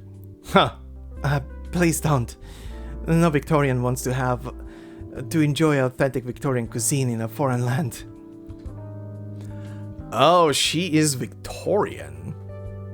Interesting. That's even more interesting. Huh, so Karlan is Victorian. Well, I guess I automatically thought she's gonna be probably Colombian or something, cause both the name, I guess, and well, RHINE Lab. Okay, interesting. Ooh, hi, animation. Okay, that's a big spike. It looks like a small earthquake occurred on Mount Karlan the morning of the day before the catastrophe. No, not an earthquake. It was an impact of some kind. Oh, that was the streak. A meteor? A meteor? Oh, okay. Oh, okay, I'm getting curious right now. Did a meteor struck Mount Karlan? Wow, that... the first meteor in who knows how many freaking decades to strike... Well, more than 13,000 plus years to strike this planet, purely because the freaking barrier was open. Or maybe it's not a meteor, maybe it's just something that got flung through the air from somewhere else. Would not be the first time. Interesting. But if it's a meteor, that would be very interesting as well by itself. Like the one that was big enough and also managed to pinpoint go through through the hole in the barrier that is still open. Huh. Oh, Karlan is keeping Monk as a prisoner? Okay, that's an interesting twist on the whole thing. I thought there were maybe, I don't know, they were trying to run away from the catastrophe, from the avalanche. I thought that there might be, I don't know, snowed in a cave or some shit like that since then, but this is this is an interesting twist. Monk is the prisoner? Poor Monk. Poor Monk, always catching some stray elves for some stupid reason. Do you really think a few battleships constitute Kjerag's most important secret? Oh, she is the spy. I mean, yeah, that it says she, or rather she said she's Victorian herself, so... Huh, interesting. Interesting, she is the spy who is not just spying on Kjerag, but is also spying on the RHINE Lab's activity here, and probably by pure happenstance discovered where the secret military base is, where they're building their ships. Interesting. From that day forth, the only thing she was allowed to be curious about was the secret documents of the Colombian government. Oh, that's a sad fate. She just wanted to be a researcher, a scientist from a young age, but Victoria's spy agencies got the better of her first and recruited her and sent her in as a spy. Oh, that sucks. Good thing the window isn't too high. Oh, she's breaking in. Helena, this is gonna cause some problems. Kjerag showed herself to me and said... Seek not my temple, but my heart? Uh-oh, who is this? I hope this is Pramanix. Uh-huh. Elena lets go in panic and the heavy book hits the floor. Through the bookshelves, she sees a surprised face under a hood and a crossbow pointed at her face. Okay, it is the two of them. Alright, good. Well, Anya and Joanna were talking and I put the books back on the shelf and now sits on the windowsill, waving at the other two. Actually, there's usually no one at the main entrance of the Hall of Writings. You can leave through the door. Okay, that's an interesting trio, people. The secluded traditionalist, someone who is steeped in tradition, but very open-minded to stuff and very curious about stuff, and then the scientist. This is a neat little trio. This is gonna be a very interesting trio to follow through the story.